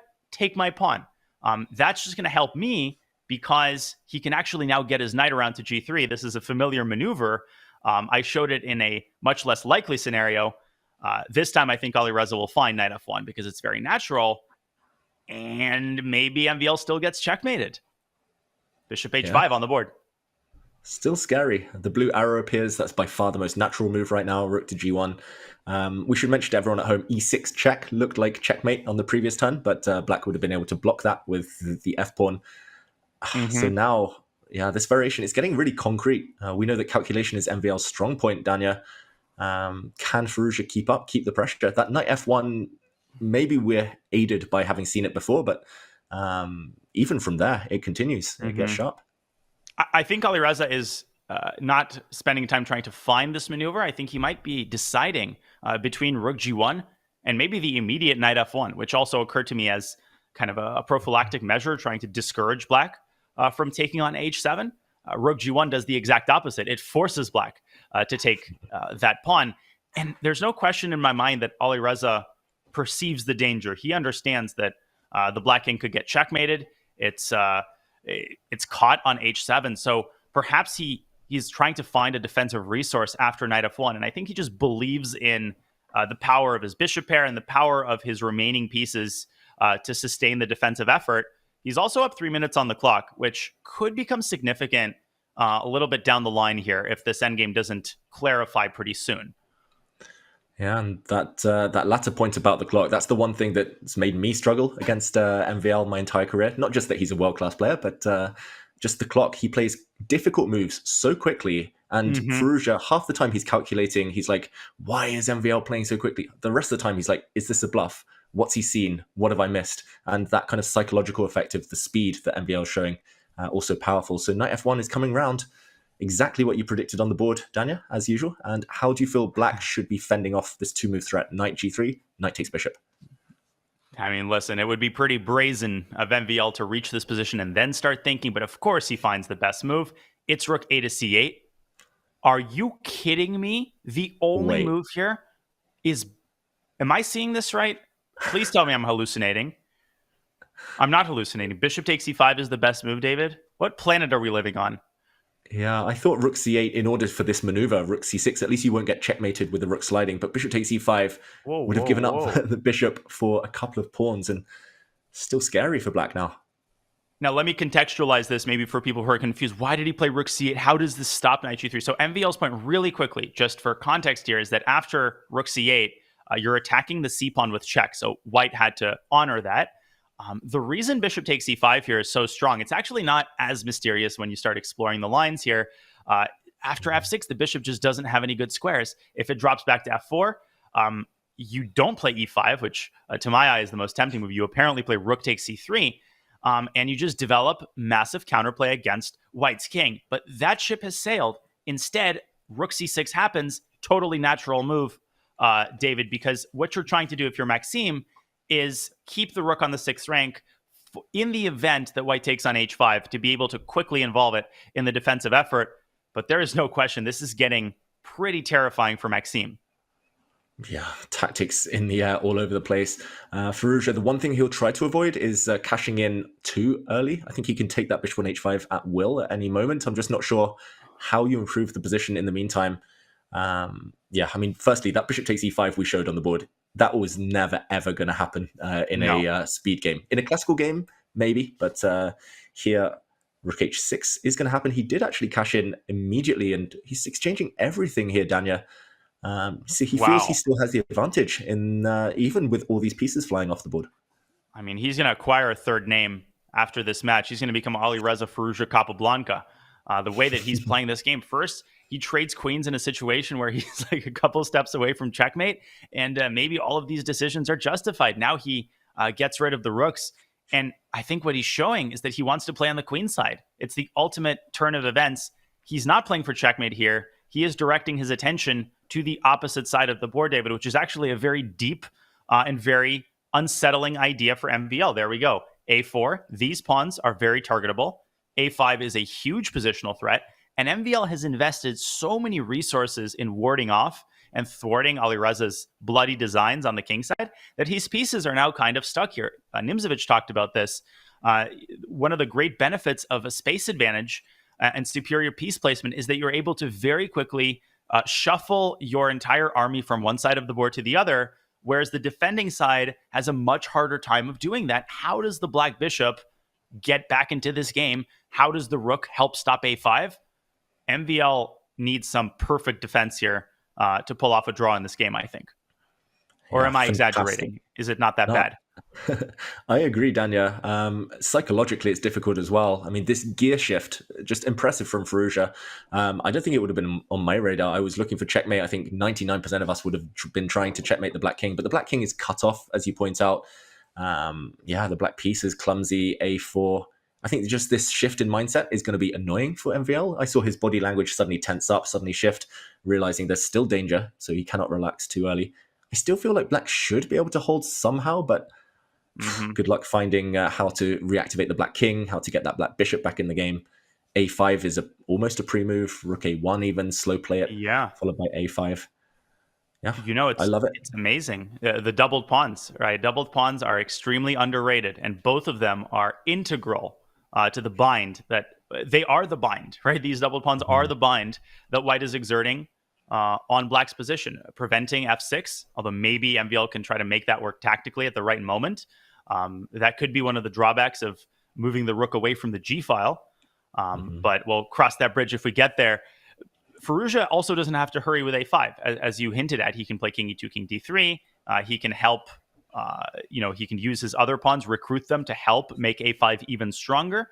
But at the same time, I think Maxime also has a pretty clear roadmap. If he moves his rook away from f8, the bishop can finally join the defensive effort via f8. And that 2-minute time advantage might come in very handy if things get concrete here.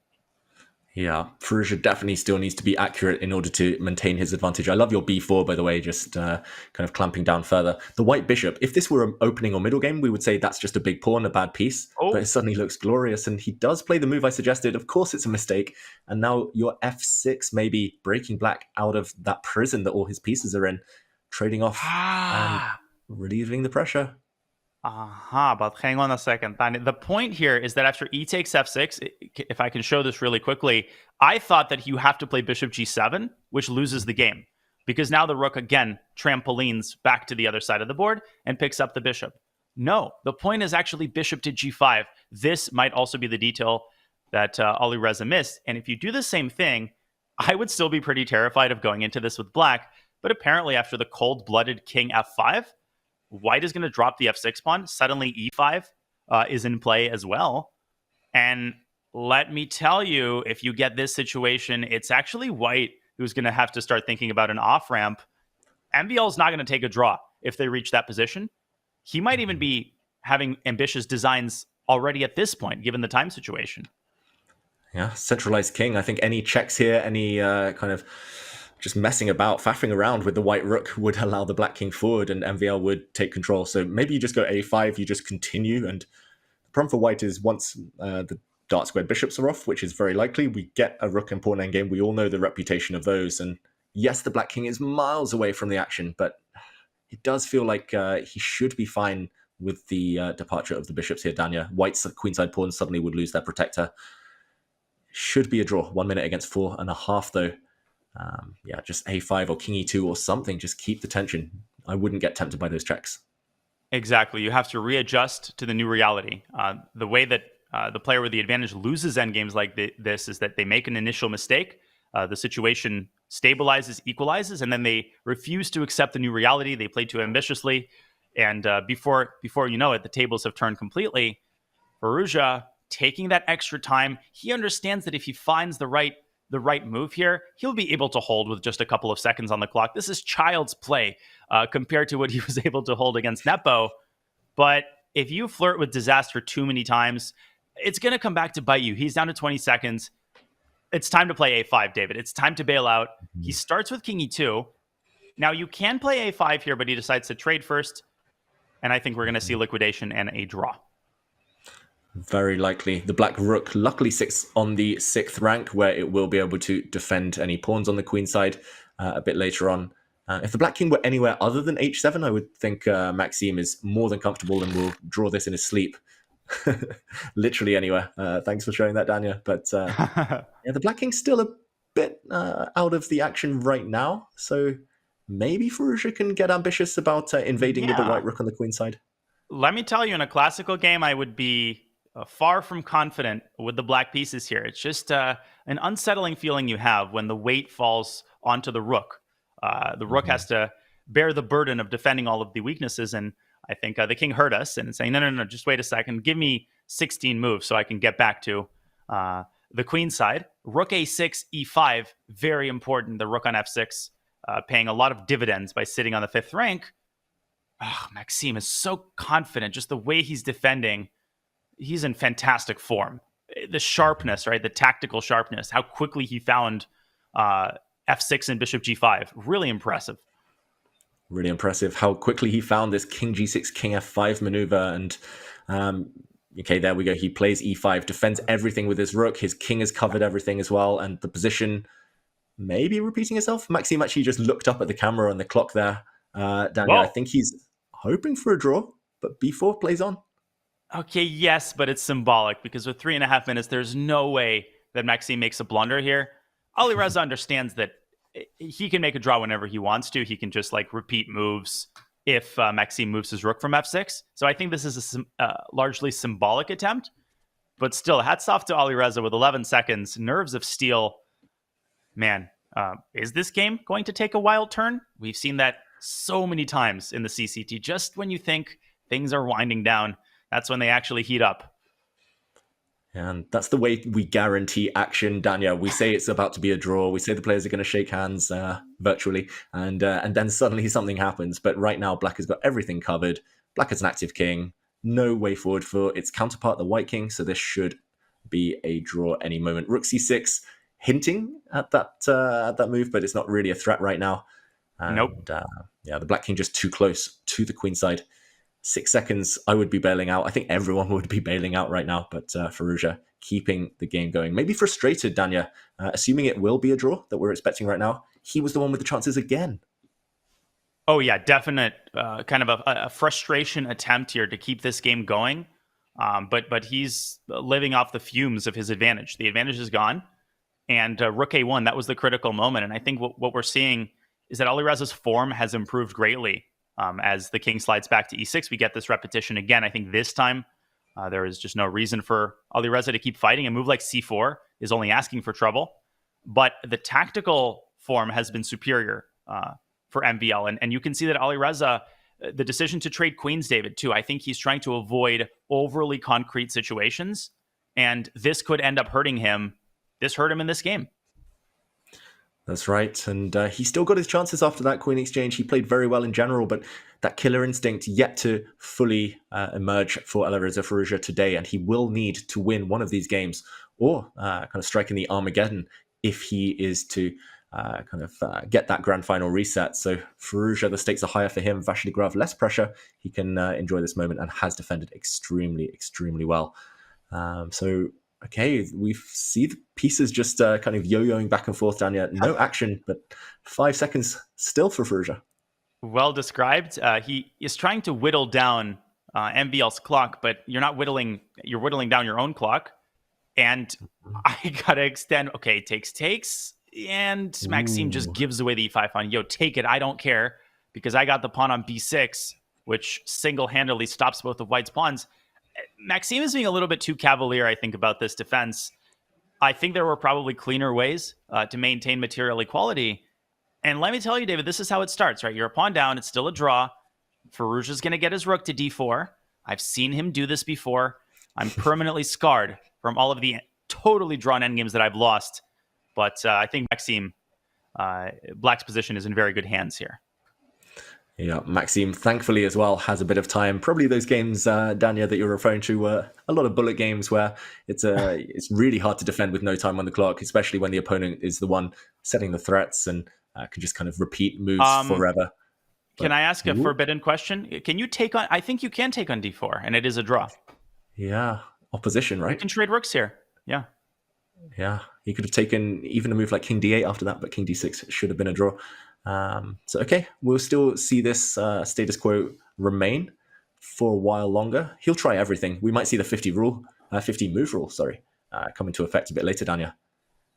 Yeah, I mean, basically Maxime understands that the rook trade is a draw, but when you go into these pawn down, pawn end games, you're flirting with disaster, and the margin of error keeps thinning. You don't want to put yourself at the mercy of your theoretical knowledge. Even here, I think you can take on d3. And the basic point is that White cannot force a favorable king plus pawn versus king situation. Maxime could invest like 30 seconds here, saying, I'm sick of this. I'm tired of shuffling my rook back and forth. I'm afraid I'm going to blunder my rook. Let me calculate and take the rook and make the draw. And look at Firouzja's body language. He's got one hand on the back of his chair. He's ready to get out of here. He knows this is a draw. The opposition, the distant opposition between the kings. White's king has to give way first. Black's king will just mirror the movements of its counterpart. So there we go. David, I will read Dvoretsky's endgame manual. Mark my words. But you not? you have to be careful here. King c5 actually loses. Wow. That gives white the opposition after king to c3. So you have to maintain the distance. Usually in these positions, you stay far away. And king e6, I think, is okay. Although, Oh, God. like you said, it's not simple. David, I'm holding my breath. And the point is, diagonal opposition is also opposition. King b4, king d6, the famous quote by Winston Churchill, never forget about diagonal opposition. Okay, but so confidently defended by Maxime. It's like I do this every day. I eat this endgame for breakfast. Firouzja is trying to wage a war of attrition, tire him out, and just force one sloppy move. That ain't going to happen. He's too much of a professional. It's a draw. Great hold. Great hold. Maxime Vachier-Lagrave with the black pieces there. His back was against the wall all the way from the opening. From move 7 or 8, he was already facing a blistering initiative from Firouzja, but ultimately he holds a draw in 85 moves. And the score's still level. It's 1.5 to 1.5 now after 3 draws. And just, again, high quality play from both. Never decisive advantage for either side. No big blunders, no big mistakes. Firouzja with some small chances, but ultimately Danya, he's the one frustrated. MVL riding a high now. Let me tell you, it was an 85 move game, and Maxime was defending tooth and nail for about 77 of those moves, literally, ever since h4 appeared on the board. And you can see a satisfied Maxime. Yeah, he can smile. He's earned it, and he's earned himself a serious opportunity with the white pieces. In a tied score, he wins the entire thing with a victory in the final game. But let's take a quick look at some of the decisive moments in this Game 3 draw, which is by far the most tactical game, the most unbalanced game that we've had. Firouzja repeated his opening choice from the first game, but the nature of the position could not have been more different. And MVL was the first to deviate. He played b6, seeking an alternate development arrangement for his bishop, and suddenly bishop e2 and h4. The moment this bishop moves away, Firouzja initiates a kingside attack, and he reaps the profits of that immediately. He goes knight e5, excellently played. Here he could have played g4. He started with f4 and then played g4. Maxime took on g4, and the critical early moment came after a bunch of trades. Queen c8 happened. We thought there was no way that Firouzja trades queens, and indeed, it appears that after queen g3, black is in grave danger of getting checkmated right out of the gates. You don't really care about this pawn. White plays h5, and there is simply no clear way for black to keep the kingside shut. White is threatening h6. Perhaps a deeper analysis will reveal some defensive attempts, but instead, Alireza channeling his inner Capablanca, trading queens, a decision that we were initially skeptical about, but he made it work. He drove his pawn down to h7 anyway. He sacrificed it to maximize the activity of his rooks. He got his knight into the game, and quickly, on the strength of some really powerful positional decisions, Maxime's position got critical again. Alireza switched his attention over to the queen side, but the critical moment, the moment when he relinquished his advantage, came here. Instead of rook a1, he could have played b4 or king e2, but it was crucial to maintain the rook on the g file. The moment the rook moved away, Maxime demonstrating his tactical sharpness that has won him so many matches thus far this tournament, instantly playing f6, undoing the Gordian knot, undoing what seemed like a permanent bind on the dark squares, and getting rid of the e-pawn, trading off into a rook endgame, and then holding that rook endgame flawlessly, including a completely intrepid decision I would have probably been too scared to make, to trade rooks into a pawn down pawn endgame, but realizing that black has the distant opposition, there is no way for white to make progress. A phenomenal save by Maxime. He's demonstrated, David, so many facets to his play, to what makes him great, and resilience, just the ability to fight in such an unpleasant position. That is an integral part of every single one of these top players that we have the privilege of watching in our modern chess era. What a save. We're ready for an incredible final game, potentially a final game, if MVL can seal the deal with white. That's right. We're used to seeing the world's top players win in great style, but they also have to activate those defensive skills from time to time. Magnus Carlsen likes to tease Maxime. He calls it the French school of suffering. Positions like that, where you're down a pawn, you have to dig deep just to hold the result, just giving everything for the draw. But ultimately, it could be a priceless result for Maxime Vachier-Lagrave if he wins this next game. He will wrap up the CrunchLabs Masters. But for Firouzja, as long as he avoids defeat, he'll get another chance in Armageddon or potentially a grand final reset. So key matchup ahead now. And okay, it's Maxime with the white pieces. Last time, he exerted some pressure in the early stages, Danya. Firouzja, do you think he's going to switch up his opening this time? Yeah, it's just so hard to say. I mean, I think broadly speaking, Alireza is probably okay with a draw. This was also Alexander Grishuk's situation yesterday, and he clearly showed that his first priority is to play solid and avoid getting blown out in the opening. Big question is, does he repeat the Berlin? Maybe he plays e4, e5 and plays a different line of the Ruy Lopez. He's played a bunch of different stuff. So it would be a big mistake here to burn all of your bridges in the opening. Alireza is okay with an Armageddon because the further along this match goes, the higher the probability that, something crazy happens. And for Alireza, forget about 2 matches, forget about what you need, just focus on this game and even narrow your goal down further. Focus on getting a decent position out of the opening and keeping time on your clock. The moment of truth. We're live. We are live, and okay, we do not see the Berlin endgame. We see instead a different branch of the Berlin defense. Symmetry here, Danya. I won't say a bore or a snore, but this position, not the most exciting. Just kidding. That'll be after commentary. Rook to e2, though. That woke me up. That was a little jolt of caffeine, and it wasn't a mouse slip, David. I think if you showed me this 2 years ago, I would claim that Rook e2 was a mouse slip. No, it's actually a real thing. Is this what we've come to? Really? We can confirm this is not a mouse slip. Rook e2 was not dropping the rook on a bad square and then Rook e1 recorrecting that. Yes, the white rook has lost a bit of time, but white is arguing that the black bishop does not actually want to be fianchettoed, and it's now harder for black to obtain complete symmetry by putting a black pawn on d5. And this was made popular during the Karyakin against Carlsen World Championship match in 2016. But I'm on your side here, Danya. Despite my love of the Berlin, this is maybe the least exciting of the branches. Wow. And I think that it would take us way too long to explain the kind of positional ideas that undergird this shocking decision, because you're seemingly helping black develop. But I think the TLDR here is that the bishop on b7 is not as glamorous as it appears, because eventually black does want to play the move d7, d5. Eventually you do have to assert your control over some of these central squares. It's not enough just to keep the bishop on b7, because white has many ways in which he can start enforcing his control with moves like bishop d3 and then the knight coming to d2. Also, we should realize that in a position as devoid of immediate tactics as this, the price of a single tempo, David, is absolutely not the same as, the price of a tempo in, let's say, the Najdorf. It's like $5 in, the year 1750. That could buy you a kingdom and a horse.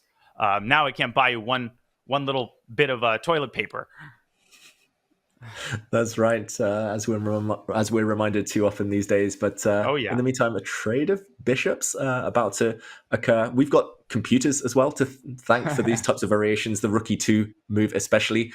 Often the top players, they just click, they just see what the computer says, and Rook e2 might just pop up for a moment as a really good move, and no human would ever dream of playing that until you investigate a bit further. Then you kind of retrospectively figure out the idea, the point. And ultimately it is the fact that white's pawn structure is slightly better here. White has a bit more space, and the black knight a bit awkward. A5 incoming, Danya.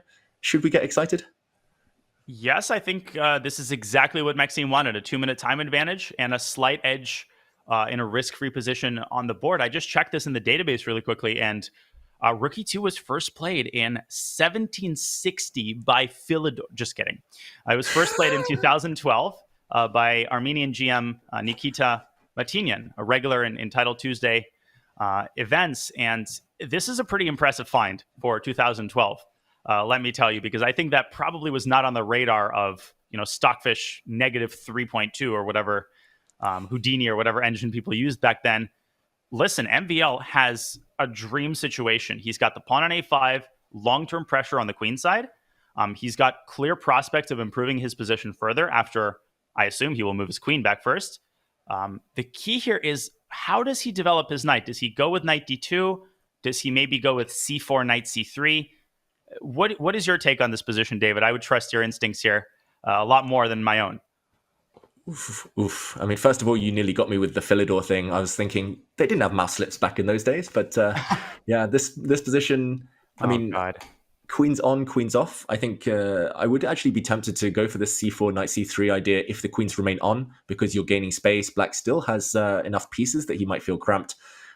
Hint, I would always keep the a5 pawn on that square as long as possible until you have to decide. You don't necessarily want to trade, open up the a file, lead to more exchanges, but pawn on a6 might well become extremely strong or extremely disturbing tactically, and it would be nice to have the option of landing a white knight on b5 potentially later. So once you have put a pawn on a6, so okay, bit of a weird knight dance here from Firouzja. The knight's back where it just came from. I really don't like it for Black, I've got to say. It feels like he's struggling for a plan.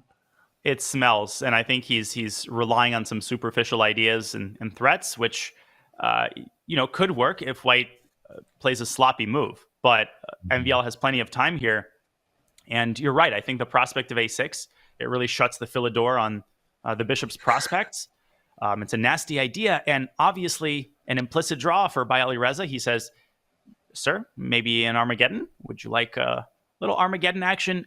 No way, right? I mean, there's no way that MVL just forfeits an advantage like this, because you don't get this every day. And White's not really risking, right? White can take the off-ramp whenever he really wants to. Oh, but look at Maxime on the camera, Danya. And also, I mean, it's the infamous commentator's curse. As soon as you were like, no of way, course, it's going to happen. He's no way he trades about queens. Trades queens. No way he draws this endgame. Draws this endgame. No way he goes for a repetition here. Goes for a repetition here. Wow. As you say, on paper, he should not be tempted. He can bail out with a draw any moment later, Maxime. Trade off the queens later, trade off some minor pieces, and it's an Armageddon no matter what. So, yeah, keep the game going. It's not his nature to take the draw here, but it's such an important match. Some top players are of the belief that statistically you improve your chances if it's just a one-game shootout, rather than risk it here as well as in the next match. But, okay, he does go a different direction. Great. Good man. Great to see. Good man, but maybe not the direction that he should have gone in. I mean, there were a lot of tempting moves, like queen g3 was on my radar. Queen to d2 was possible, although that would take away the developing square for the knight. And now I think a very important moment for Alireza, because if he sleepwalks through this next decision, the situation might get irreparably dire. So my instinct here would be to play a move like queen to f6, coordinate the rooks, maybe set up the possibility of knight f4, and things could get dangerous for White on the king side, absolutely. But with the bishop just sitting on f1 and protecting the g2 pawn, I wouldn't be too worried. I think I would play a6, David, because you never know when that opportunity train is going to come around again. I would establish that weakness on a7, even if it only pays dividends 50 moves later. We know that is a very real possibility. Pieces could get traded. This knight is only 2 steps away from b5. Do you second my belief in this move a6? Yeah, I think I would be tempted here and now as well, because once the black rook moves on a8, assuming it's going to slide over to e8, gain a bit of tempo, then the black bishop has a8 as a escape square. A bit of a safer one. You've spotted a tactic, though, I feel, Daniel. Did you sack your queen there? I mean, more positional than tactical, but can we explore this for a second? And I think this is what MVL is calculating, David. I'm sorry to cut you off there. Rook a to e8, queen takes e8, rook takes e8, and apparently I was thinking White should take on e8, but apparently White has this beautiful move, AB first. The point being, you're also attacking the a7 pawn, and the pawn can be defended with bishop a6 at the right moment. But instead, MVL has taken a different approach. Oh, why is my alarm ringing from my phone? What is the alarm reminding me of? Alarm bells are ringing for both players here, as well as for you here, Danya. A6, I would have liked to set up that trap. It's obviously something to calculate, but my point here as well is that now if the black rook moves off a8, a6 is less attractive because the a8 square is a nice, safe hiding spot for the black bishop. So yeah, it would have been nice maybe to force that bishop out or to set up that trap of the queen's sacrifice. Instead, we see a rook trade. Now MVL will develop his knight. Better late than never. Or maybe flick in a6 first. And it does feel like he's lost the bulk of his chances. It feels like parting with the e-file. How are you ever going to whip up any initiative now? I don't really see him disturbing Firouzja's setup too much now. I think you called it, David. The key factor here is the presence of this retreating square on A8. You know, positions that are largely dependent on strategic factors, you know, things get very subtle and nuanced. This isn't about tactics, although tactics are ever present, as we saw in that line. But once that opportunity was overlooked, I think that MVL might be starting to regret the decision not to make a draw. He could have gotten a little break. He could have set himself up for an Armageddon. He was already successful against Magnus Carlsen. He's got a track record in this tournament.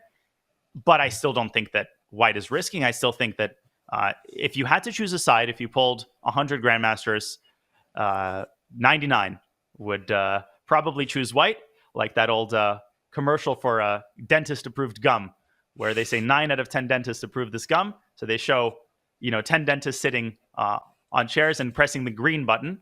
And then the 10th dentist, there's a bee that surrounds his head, and his fellow dentist swats the bee, knocking him in the head and causing him to fall on the red button. White is still in the driver's seat, David. Yeah, that's right. White is still the one who can surely just make this game a bit more quieter and bail out with a draw at leisure. I must admit, I've never seen that advert. I'm going to go Google it a bit later. Very poignant for this moment because, okay, B5 has just appeared, bypassing that white pawn. Again, putting it on A6, very tempting for White, but it could become a weakness now, long term in the game. Still looks level to my eyes. See, this is the problem with having a tiny advantage is suddenly you're afraid to do anything drastic because you're afraid of taking on risk. And as a result of that, you end up sort of treading water. And when you tread water for too long, Black is going to start making some improvements, right? Building the foundation of his home here, playing A6 himself and saying, you don't want to do it? I'll be happy to do it and protect this B5 pawn. Maybe later C7, C5 could happen. And we could see Alireza, kind of getting frisky here. Yeah, there's enough ammunition on the board. He's left enough pieces. And that's one thing that Magnus often says. We had that critical moment where MVL here turned down the opposition, turned down the repetition even, turned down the chance to bail out with a draw straight to Armageddon. Magnus, especially against the younger players, he's more pragmatic these days in rapid chess. He'll happily take the risk out, happily save a bit of energy for the critical moments. I wonder whether MVL will be regretting that. And C5 already, you mentioned the word frisky, Danya. He's definitely feeling it now, Alireza, sensing a chance. 99 out of 100 Grandmasters would take White. I think that number is probably down to about 15. I mean, now I'm absolutely unsure of which side I'd rather be. I think an important factor here is that Black controls the E-file. And while that may seem insignificant, it's surprisingly difficult for White to even get the rook to E1. In order to do that, you basically have to play a very weakening move like F3, as you see Alireza driving the pawn down to C4. Maybe the F pawn will be sent up the board as well to control more important squares to prevent the white knight from completing its maneuver. Time for MVL to think about bailing this out, and I think he's doing the right thing, at least by trading off another pair of minor pieces. Yeah, really important point there, actually. He wanted to keep the bishop on, obviously. White to light square bishop is a very important piece. It's the MVP, it's the MVL of White's position, but F5 might have come and White's pieces would have been suffocated tremendously. So the black knight actually, important to chop that piece off. And decent knight against decent bishop here. Who would you pick, Daniel? Probably at this point, I mean, in a blitz game, I almost always prefer the knight because just the knight contains inherently more possibilities for cheap tricks, for cheeses, as Hikaru likes to call it. In a longer time format, I think I'd take black because, I mean, look at that light square control. White still can play a6, but it's like a button that no longer works, right, on your remote. It's like you've forgotten about it. Now a6 doesn't carry the same power. In fact, it could work to black's favor, as you pointed out, David, so correctly. If you trade the heavy pieces, that pawn can be rounded up by the black bishop. So if I'm MVL, I'm playing a move like knight e3 to prevent the rook infiltration to e2, then maybe making some luft with h3, and just kind of sitting around and waiting to see what Alireza's intentions are. He does the exact opposite. Whoa. He throws away a pawn. Question mark. Apparently, Danya, does black just take that pawn immediately? I'm assuming white's idea is to play rook d1 with a bit of a skewer. Black's d6 pawn might well fall. Or does black play moves like rook e2, rook e5. There might be others. So risky suddenly. 4 minutes each, and Alireza says no funnel games at all. A bit slow though, blocking the queenside for black, because now the black bishop is somewhat stymied here. Okay, who are you picking now? The position's suddenly changed massively. Definitely I'm picking black now that the pawn on d5, yes, it closes off the bishop, but it's a double-edged sword. This pawn on d5 is very high maintenance, as is the pawn on a5. Suddenly white's dealing with a bunch of these pawn weaknesses. And I'm not sure if d5 is an attempt at playing for the win, or if it's an attempt at like closing off black's counterplay. But it's clear that Alireza is prioritizing his time management. I think he's trying to avoid a time pressure situation, and he understands that maybe some of his decisions will be subpar. But I like it. I think he's doing the right thing. Should he centralize his rook? Should he establish a presence on e5? And is the d5 pawn sort of the main focal point here for black? Yeah, it looks that way. Rook e5 would be very high on my list of candidate moves. But for white, the most annoying thing is this rook in the corner. The rook on a1 tied down, defending a mere pawn on a5. So what Firouzja's done with the black queen, really, really sneaky. And rook e5 now, again, I'm not sure who queen trades favor. I'm assuming white will defend that pawn with queen to d4, hinting at queen a7, queen b6 infiltrations later. But if their queens ever come off, I do think it is black having the upper hand in this endgame. Just white really, really stuck. The white rook, the white knight, they're kind of fixed where they are. Do you see any scenario where MVL takes over the initiative here? Is there anything black should avoid? Avoid losing the d6 pawn, avoid blundering your queen. Ooh, he does ask for the queen trade. Interesting moment, given a question mark. So maybe I was wrong in my assessment that a queen trade would help black. It feels like, yeah, you could have had the rook on e5. You could have maybe had the black king more active and only later gone for the trade. But okay, Danya, it's looks like a fortress almost for white. If you just put a rook on d4, a pawn on h4, or he even blocks the black pawns from advancing, it's going to be hard for black to break through. Well, the computer's just obnoxious, and it's just a jerk. And I have learned to take these question marks with a grain of salt. Well, question this, computer. How about MVL is playing the finals and not you? G4 is totally understandable. He's preventing expansion with f5. In all seriousness, maybe it was wiser to put the pawn on g3. This obviously wouldn't have compromised the kingside pawn structure. Now you've given black another target. And this is eerily reminiscent of the Berlin game, where we saw Alireza push f5 at the right moment. And it's essentially the same idea. It appears that white is in control on the king side, but that's actually not the case. Black could play f5. Our old friend rook e5 could come in at the right moment. And I think it's important for white to make sure that this knight on e3 is stable. So I am absolutely not convinced that white is calling the shots here. David, I could see this going either way. Yeah, this g4 pawn push, I would have said it's a beautiful positional move if white had 1 or 2 tempi more, if the white king were on g3 or g2, just to stop the black pawn ever destabilizing the white knight. If the white rook were on d4, then black is literally stuck, no plan. But okay, king to f1, it's a weird direction to take for that white king. I guess he's hinting that he might play rook e1 and trade off rooks on the e-file in the near future. Daniel, yeah. Chess cliches, they're going to come out. It's going to be decided on the 64 squares. It's 3 results possible. It's anyone's game. It's going to be encore tricolore with the French. It's going to be decided on the battlefield here, and time scramble is likely. And it's going to depend on the decision making at critical moments in this game. And when is ChatGPT going to replace us? But I think rook e5 and f5 is a pretty clear course of action for black. Now MVL obviously sees that king e2 for the time being is met with bishop takes g4.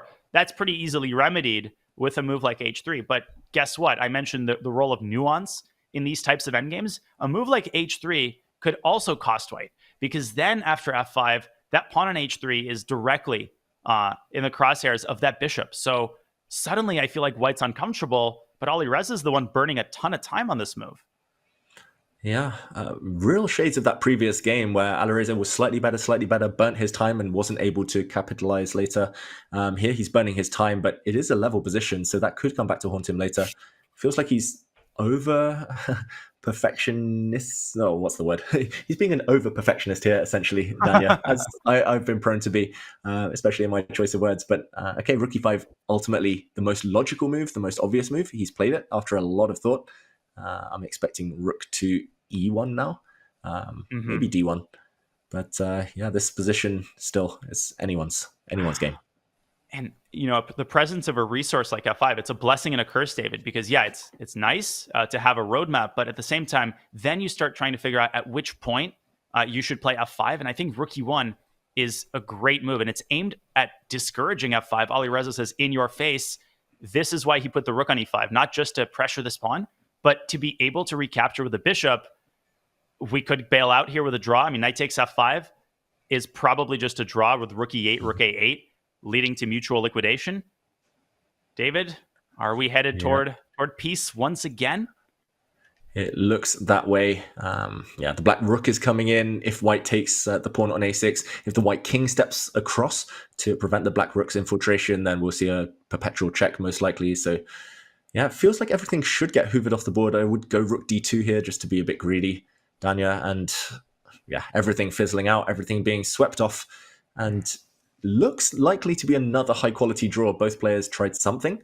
MVL kept the game going first. Firouzja may be trying to push an advantage a bit later, but ultimately, Armageddon, extremely likely now. Yeah, I just cannot see this going any other way. Of course, black needs to keep an eye on this a-pawn. Rook to b3 is one way to force a draw. Rook b6. We could get a draw offer by one of the sides here. That's how they've chosen to conclude the peace accords. White should not play a6. Yeah, rook b3 was accompanied with a draw offer that was immediately accepted. 4 draws, David. But the games have been anything. They haven't been boring, right? They haven't been one-dimensional, get all the pieces off the board kind of thing. But at the same time, this game in particular, it didn't feel like either side was that much better at any moment. Yeah, the 4 draws, they have been packed full of content, but more for the nuance lover, the opening enthusiasts out there, and those who love studying endgames. It feels like they've been testing each other, just kind of shadow boxing almost, but ultimately there will be a decisive game next because it is Armageddon. And yes, they've been neutralizing each other, cancelling each other out.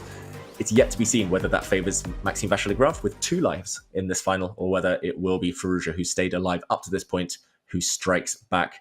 Danya, yeah, what would you say is the kind of the turning point in that game? Was it just always destined to be a draw?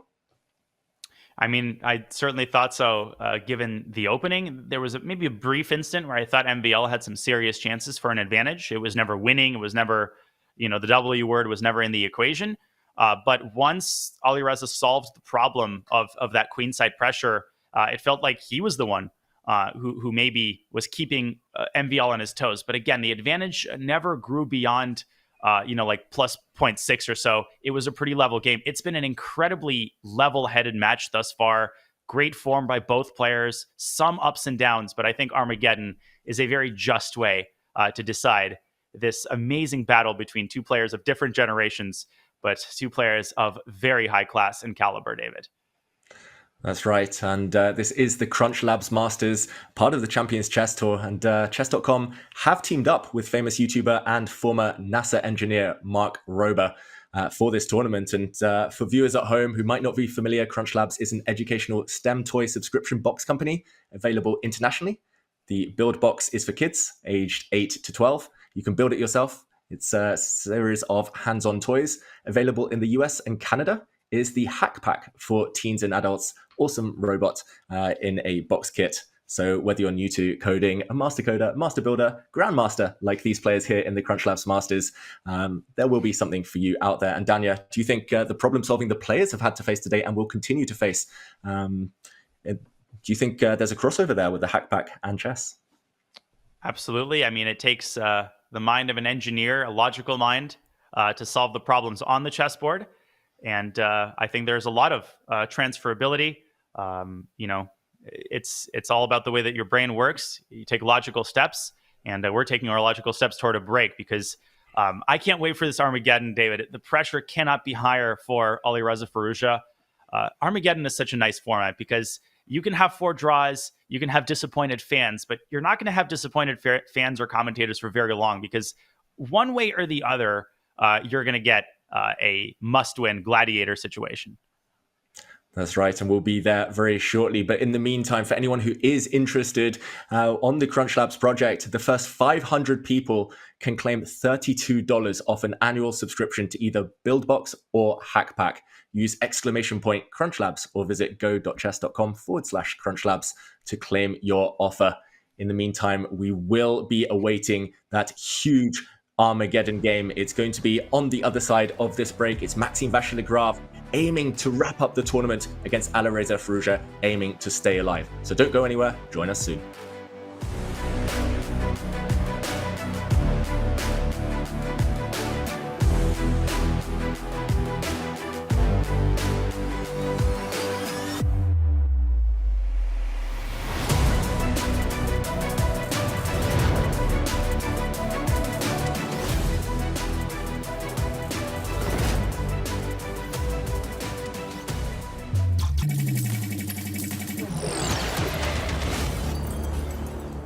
Hundreds of thousands of kids have used the CrunchLabs Build Box to learn how to create and build stuff while having a ton of fun at the same time. But what about something for teenagers and adults, where they can learn all the tools and tricks I use to create the builds on my channel? Well, I'm happy to say, starting today, that exists now. And this is it. It's called Hackpack, and it's basically a series of really fun programmable robots that get delivered right to your door, where we build it together and learn step by step the kinds of engineering skills that go into making the builds on my channel. And don't be intimidated, because all these use a programmable microcontroller as the brain. Because if you can put together a Lego set, you can put together this. And it will work right out of the box. No programming required, and it will still be really fun. Heck yeah.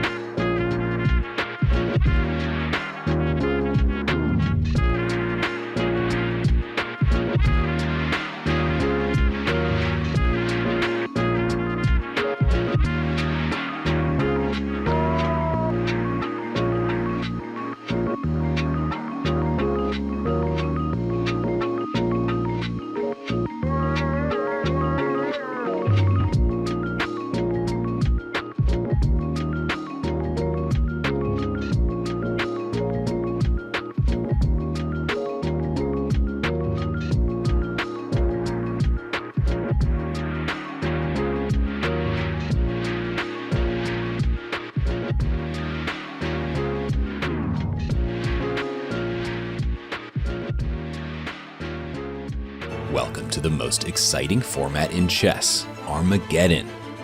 The ultimate tiebreaker. Armageddon grants white more time on the clock, but in return, white must win. A draw secures black the match win. White starts with 10 minutes, and each player submits a confidential bid with an amount of time they are willing to start with. Lowest bid gets to choose their color, usually black, and those coveted draw odds. Let the Armageddon commence.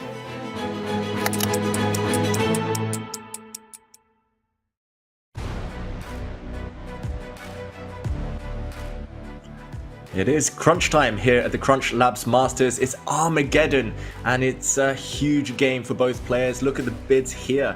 Alireza Firouzja bids 7 minutes 20 seconds, only 17 seconds in it, but Firouzja is the one to get the black pieces and those coveted draw odds. So for Maxime Vachier-Lagrave, he'll have to do something he hasn't achieved so far today and get the win in order to wrap up the tournament. Danya, what do you think here? That is a low bid. Do you think it's going to pay off for Firouzja? I mean, it really, again, I'm going to be a broken record here and say it all depends on the opening. His change of strategy, by and large, has been successful. But I think if the game follows the same arc as it did in Game 4, that probably favors MVL, because that initial time advantage will make it difficult for Firouzja to successfully hold a slightly worse position for a long time. So he has to have the discipline here to equalize early in this game. We are underway, ladies and gentlemen. What does MVL have to bring to the table? Another Berlin endgame. All right, here we go. It's been a real debate in the Berlin so far today. Maxime here, he's going to be hoping that he can achieve something similar to what he achieved a few games ago, where he got a very promising position with white, ultimately not able to make anything of it. But if he can force Firouzja to think, the lack of increment, as you allude to there, Danya, could be decisive. White's knight now gets a nice launching pad in the center, the d5 square. And back in the day, this used to be considered a huge gain for white. White would often maneuver around for a long, long time just to get a knight on a square like this. But these days, you can work around it. You can live with a knight entrenched in your half as black. And this is the idea. You put a pawn on g5, you often fianchetto the black dark squared bishop, and still hard for white to improve the position as we see MVL frown. Daniel, what do you think? Good opening choice in an Armageddon? For Maxime? For either player, for Maxime. For Firouzja, yes. I think clearly he's done his homework during the break period. I mean, both players have done their homework. They blitzed out this series of moves. But I'm already worried for Maxime, because there is a finite amount of tactical resources here. And if, as you so expertly pointed out, Alireza is able to dodge the landmines and consolidate and kind of work around this knight, then eventually, sometimes white just runs out of active ideas. So Maxime, he has to invest some time here and make sure that he channels this game in the right direction. It's a big trap to over-focus on the time advantage and try to keep it at all costs. Your allegiance has to be primarily to the situation on the board, David. But you're absolutely right. In the old days, unthinkable to allow a knight to d5. Black would resign, the moment a stallion landed on this square in the endgame. But just the concept of working around a particular piece without trying to chase it away, because you can't. I mean, c6 runs into knight b6. Maybe you can go rook a6 and c6, but I don't think Alireza is in a huge hurry to do that. I do think he has to be very careful. Bishop g7 might run into g4. Our old friend, got to keep an eye on these sudden pawn moves. So far, so good for the Frenchman with two names. Yeah, great choice there by Firouzja. Hoping for a trade of knights there on black's terms. Instead, MVL does start asking tactical questions, which he needs to do at some point. He started with almost 3-minute time advantage. It's now down to around 2. And he changes the pawn structure on the king side. He's aiming to go around with that white knight, I guess. But it does feel like if black gets a couple more moves, if black's able to move the black knight, fianchetto the black dark square bishop, super solid. So this is his idea. Vachier-Lagrave, he's aiming to construct a really nice pawn structure for white. And en passant, not forced. It was tempting. But what do you make of this? It's a pawn sacrifice, Danya. This is so deep. And how on earth did he come up with this in like the span of 5 seconds? He's telling Alireza, take my pawn. I don't care about the H pawn. I'm focused instead on building just a completely impervious and very scary central construction. So, having said Peter, you kind of have to say Paul, or maybe not, because knight takes h4, David, allows the white knight to maneuver to g3. And then you run into a completely different set of problems where you can't move your knight back to f5.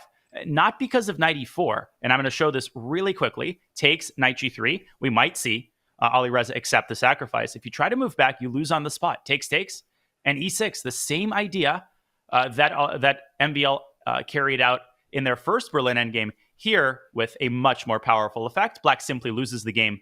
Rook moves, and you just go e7, and there is hell to pay for the fact that your other rook is not in the game. David, what a move.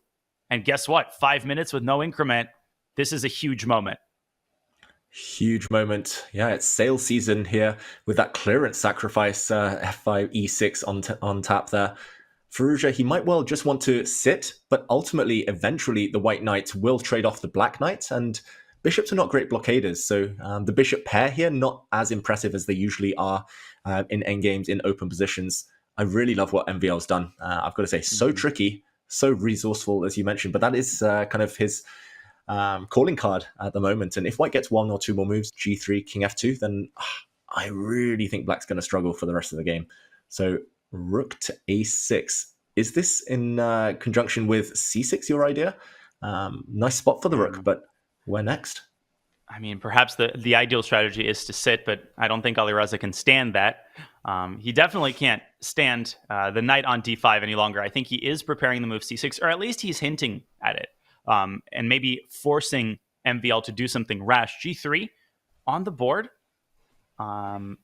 Lots of options for black suddenly. Knight d4, excellent move. Heads up decision by Firouzja. Can't take twice, obviously, because of bishop c5. And suddenly the pendulum appears to have swung in the other direction again. Wow, really clever move there. Knight to d4. He's also waited really kind of cleverly. He's waited for the f3 square to appear as well for the black knight, just in case you want to park up on that post. And how does white actually defend the queen side suddenly? The b3 pawn is attacked. You might have to contort your rook somehow, but you might start getting hit around the board. Rook d3 already runs into bishop to f5, and no good squares for the white rook. Yeah, opportunistic from Firouzja, but both players showing off their tactical awareness.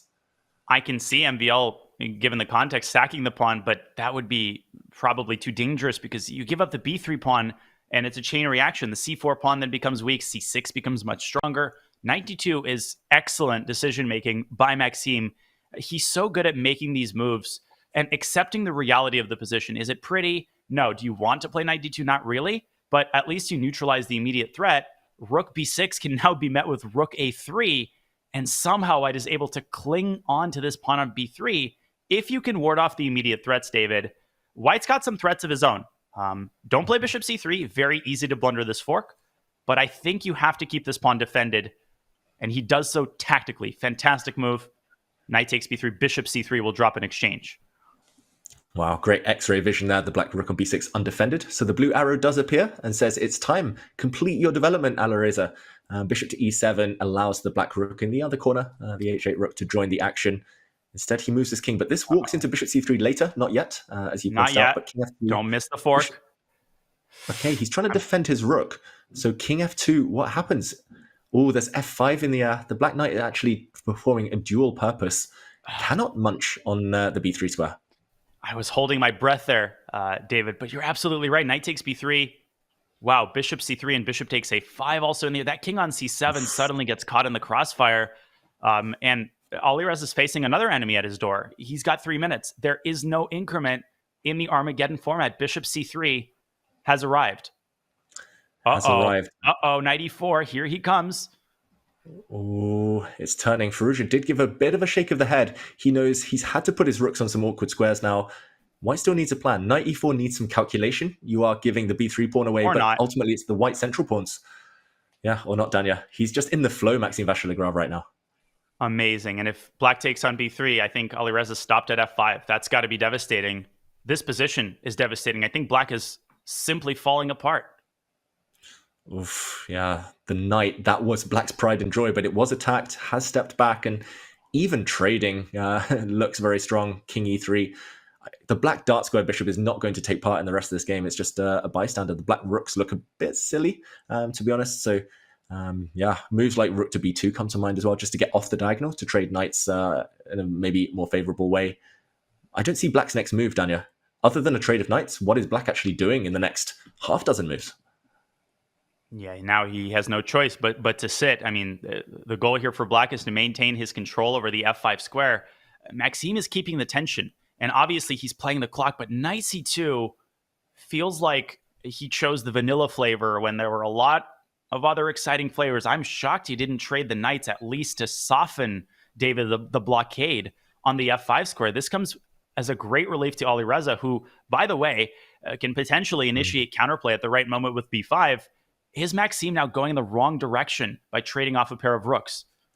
It does feel that way. If all of the rooks disappear, if Black's able to play a move like b6 and then later trade off the rooks, we could well see a fortress. And even with 2 minutes on the clock, you can pre-move a fortress and hold there, especially if you're a bullet maestro like Alireza. So you kind of need to break through here and now, Danya. You need something concrete to test Firouzja with before he gets the move rook to d8.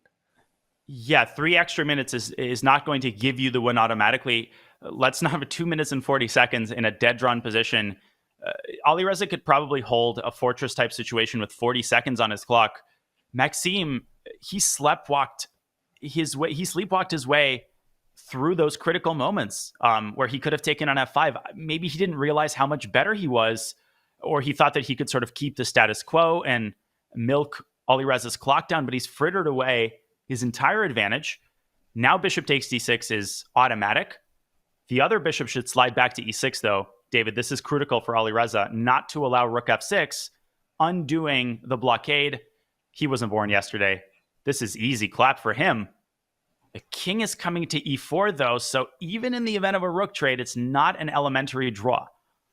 Wow, so close to a fortress, but a rook trade. If white gets the move f5, he might still be winning rook e8. Oh, wow, he's trying to build that fortress, Daniel. Point out the tactics there.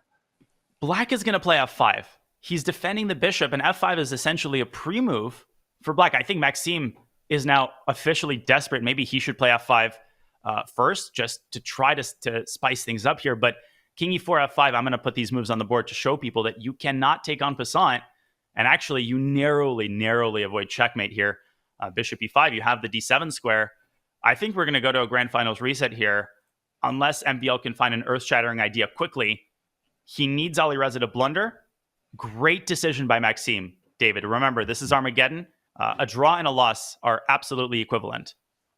Great practical play. We saw the eval bar slightly on white side, but that's because computers still, to this day, slightly underestimate fortresses. If Black got that f5 move himself, blocked up the king side, dead draw, and 2 minutes would have been sufficient. So Maxime a pawn down now. He's even allowing the whole of white's queen side to fall if the black bishop comes into the c2 square, but he doesn't care. He's initiating a race, and look at Alireza, uncomfortable on the clock. The hardest thing to do, Danya, I mean, you play a lot of speed chess. The hardest thing is facing a race where it's just random and you're just guessing and you have no time on the clock. And that's the thing, right? Why is that extra time valuable? Not just inherently, but because MVL can actually pause when things get super tactical and he can do some serious calculation. Alireza does not have that luxury. He has to manage his time. He has to calculate something. He can't just, bullet out the rest of the game. He's down to 90 seconds. He plays rook e7, and here we go. We're going to get the race. Black will have a lot more pawns. But as Mr. Hess likes to say, it ain't about the quantity of pass pawns. A single pass pawn can defeat an entire army. I am getting really scared for Black here. Also because, David, the bishop on c3 could potentially control the promotion square, and that could become very significant. It covers the white h pawn's promotion square. It covers the black a pawn's promotion square, that white bishop. And here we go. The race even has been initiated. Shout out to Robert Hess there. It's the white h pawn that looks far quicker at this sprint. Danya, h5, h6. You can pre-move as white, but Firouzja's under 1 minute now as black. He's got 60 seconds to prosecute this endgame. You're fighting Maxime. You're also fighting the clock. There is no increment, folks. He's got 56 seconds. He's got to get down to business, and he is. I think he can pull it off, David. I think Alireza is actually in pretty good shape here because why did he put a bishop on e6? To prevent white from pushing e6, but he goes king d7. Eval bar shoots up. Should MVL close his eyes and start pushing? Is it push time? It might well be. Just you have to do it at some point. Why not start now? Other moves, he could just initiate a trade. No, he plays bishop to b6. So black's pawns are stuck temporarily on the queen side. I see the logic here, but the more pawns that disappear, the closer we get to that draw that will give Firouzja the reset. So rook to a8 now. The white bishop struggling to hold the tide, but the bar rises. Danya, h6. It must be h6 now. And it is. I mean, MVL is not going to take the bait. Firouzja's decision there was understandable to play c5, trying to goad the bishop to get off of a3, but it's just going to sit there for eternity. 39 seconds. Firouzja realizing that the situation has gotten critical. MVL is on the doorstep here. He's going to go h7. He's going to tie down the rook. Now he can take on c5, and he does. Look at the confidence that he's playing with, David. The g-pawn is going to get involved as well. This has to be winning now on the board for Maxime. It's all about the speed. The black a-pawn is going precisely nowhere. Even if it costs white the bishop later on, Maxime will distract the black king. And like you said, g5, g6 is on autopilot. That black bishop is not stable forever. The black rook is super passive. 18 seconds. Even on the board, if he survives the clock, it's over. Push, push, push. h7. You can't go a3. Got to go back to h8. The rook slides over to h6 just in time. That's it. I mean, even if MVL were losing here, he would win this with black just on the clock. It's all over. 12 seconds. g7. The black rook is doomed. And there we go. Maxime Vachier-Lagrave is the winner of the CrunchLabs Masters after taking down Alireza Firouzja in the Armageddon. And wow, he deserves it. You've got to say, Danya, nerves of steel from Vachier-Lagrave. Even when it looked like he was about to be shut out with that fortress, he still found a way, a sign of a true champion. But just both players in banging form, both producing high-level chess right to the final day here. What a game and what a match. I don't think we'll ever have less complaints about 4 draws being made. These players brought maximum effort. Maxime Vachier-Lagrave, his form throughout this tournament was absolutely breathtaking, and so was that performance in the Armageddon game. How many times did he have to beat Alireza Firouzja? It was the opening, got a good position. Suddenly, his initiative ended, looked like Firouzja was so close. Again, found a way to keep it going. Then he sacrificed a pawn with f5. That was the game-winning decision. He posed practical problems.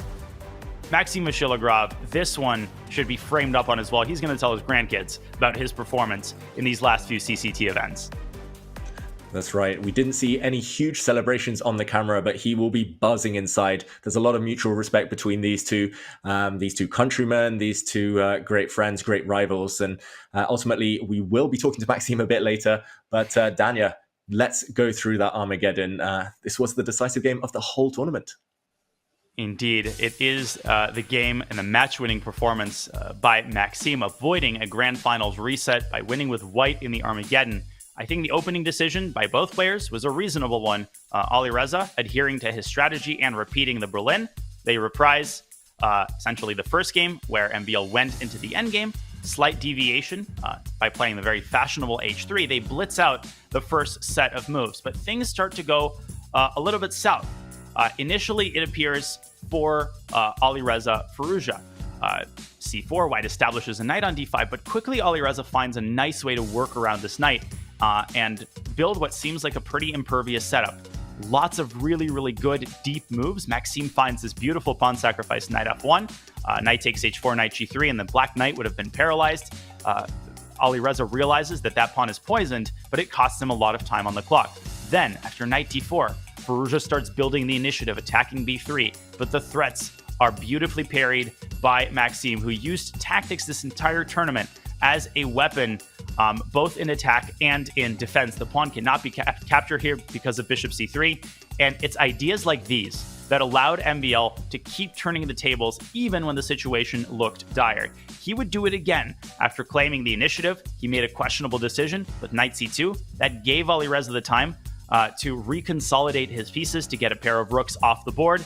And it seemed like he was well on his way to securing the drop. b6, more pieces come off, we get opposite colored bishops, and then another excellent move by Alireza with rook e8. This was the match-deciding moment. Should Maxime have gone king e4, it would have been an immediate draw after f5, sealing off white's last attempt to make any sort of progress. This is simply a fortress. Instead, heads-up decision by Maxime. He plays f5, opening an avenue to the h5 pawn, which he picks up pretty quickly. Now, the computer evaluation here is completely irrelevant because Alireza had just about a minute to work through these insurmountable complications, these inscrutable tactical ideas. And it appears that after king d7, the situation got dire. Apparently, king to b7 was the secret sauce here because it would have given the rook the potential to stop the h-pawn from behind. Instead, Alireza approached the pawn, and at this point, it was all over. Less than a minute, Maxime converting flawlessly, winning the endgame. And after he got his king to g7, Alireza threw in the towel because he's losing his rook, and his a-pawn is nowhere near the desired territory. What a game. Really an amazing performance by both players. You take your hat off to Firouzja, who had such a long journey from the loser's bracket, and he completed a darn long part of that journey. But ultimately, the big boss was undefeatable today. David, MVL, he's the hero. He's the man of the moment. The man of the moment, and a great breakdown of that epic final encounter, Danya. I just want to mention as well, 0 blunders from either player throughout the day. It was really high level, just kind of grindy chess today, and ultimately it was MVL who came out the stronger. But let's check out the bracket to see his path and to figure out how he got there. He did it the hard way, Maxime Vachier-Lagrave. After defeating Dmitry Andreikin in the winners' quarterfinals, he had to take down Magnus Carlsen, also in an Armageddon. Then he went on to defeat Alireza Firouzja for the first time. There we see Maxime Vachier-Lagrave's path, and that is what got Maxime the golden ticket for the grand final. Alireza Firouzja made his way through the other bracket, defeating Jan Nepomniachtchi in the losers final, getting the chance for the rematch. But there we see the final result today, 3-2, settled in the Armageddon. Danya, so many strong players. I think this is the strongest ever Champions Chess Tour event we've had in terms of rating average, and it's lived up to expectations. It absolutely has, and I think, sometimes these CCT events, they can be slow to start, but they always heat up toward the end, and you always have so many great individual storylines. I just want to congratulate, of course, Alexander Grishuk and Arjun Erigaisi, the Division 2 and Division 3 winners, but it's not just about, the guy who wins, although that's the main storyline. It's about the people that he defeated. Remember that MVL Magnus match, that reached an Armageddon as well. And it's about new players bursting onto the scene, old players announcing that they're still there and they're still ready to kick butt. What an event it has been. And we're really set up for an amazing final CCT event where some players will seek to defend their throne, and others, like a guy with the initials MC, will try to show that their form is much improved. That's right. And we should mention that Maxime Vachier-Lagrave has guaranteed a spot in the season end final with this tournament victory. And we will be speaking to Maxime in just a few moments. So get your questions ready, everyone. Let us know in the chat. And don't worry, we will not be leaving you hanging with chess in the near future, because the 2024 Speed Chess Championship begins tomorrow. This year's field is one of the most stacked we've ever had, including Maxime Vachier-Lagrave and Alireza Firouzja. Each contender has earned their way into the $175,000 tournament, but only 4 will make it to the first ever live Speed Chess Championship finals in Paris. The action begins tomorrow, starting with Jan-Krzysztof Duda against Arjun Erigaisi, followed by Hikaru Nakamura against Jose Martinez. So tune in wherever you watch Chess.com streams and use !SCC in chat for everything you need to know. And there we have it, the CrunchLabs Masters, won by Maxime Vachier-Lagrave, the Frenchman of the moment. We will be speaking to him in just a few minutes, however. So after this break, we'll be there with the interview. Send in your questions now.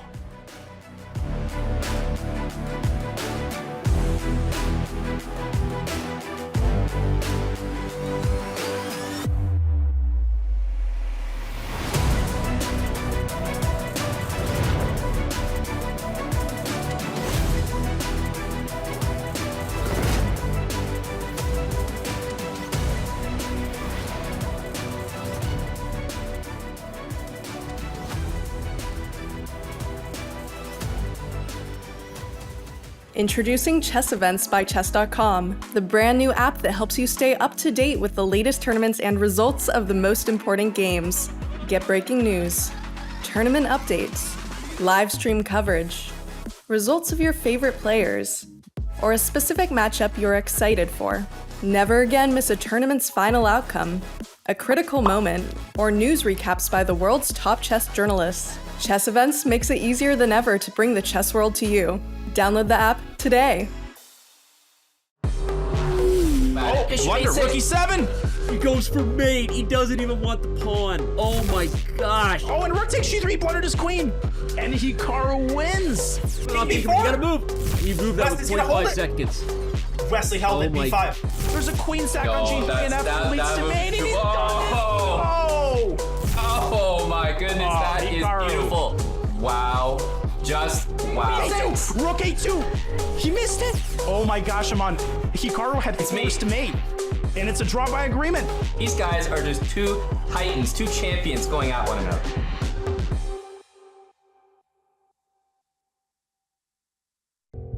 Recuerdo una vez que le gané a Firouzja y a Hikaru seguidos y al final ni cobré ese torneo porque perdí con tal y cual y no cobré séptimo, octavo, décimo, ¿no? Y hay torneos donde le gano a mucha gente que tiene menos elo que yo, seguido, me tocan buenos pareos y le gano a un Super GM al final o le empato y cobro y campeono y piensan que por ese torneo, pues, o sea, pues no sé, hice trampas porque no debería pasar eso, pero tuve los resultados fueron lo normal, ¿no? En el papel debió pasar eso y la partida clave, la crítica, pues la jugué muy bien y consolidé esa buena performance, ¿no? Creo que en octubre gané los 2 Title Tuesdays un día y fue en esa fecha que se jugó el Grand Swiss, donde 100 grandes maestros andaban jugando el torneo Grand Swiss y en un torneo donde había casi ningún gran maestro fuerte, entre comillas. Enero creo que estuve casi todos los Title Tuesdays en Zoom. Me invitó a Chess.com y pues estuve en Zoom con 2 cámaras y en 2 oportunidades cobré. En una quedé segundo, en una estuve a punto de campeonar y fallé rematar una partida porque tuve mucha presión. Y aún así, en Zoom tuve mejores resultados que fuera de Zoom. Entonces, un poco indignado que sea de los pocos que está acá, porque si van... A mí me gustaría que hagan eso, que pongan Zoom a todos, ¿no? Pero bueno, aún así yo les dije, yo puedo jugar en la Antártida, en los Alpes, desnudo, con 80 rayos X. Si un día me levanto bien y estoy jugando bien, voy a ganarlo, sea como sea al final.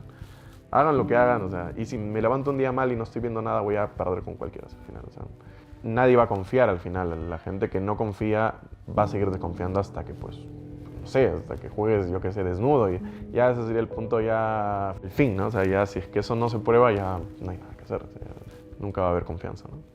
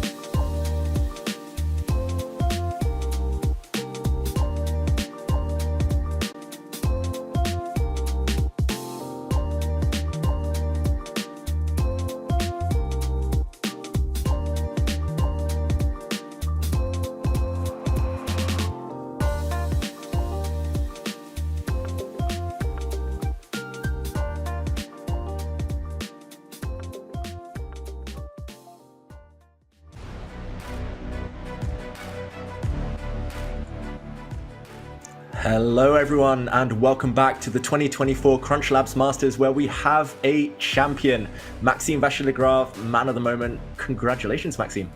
Yeah, thank you, David.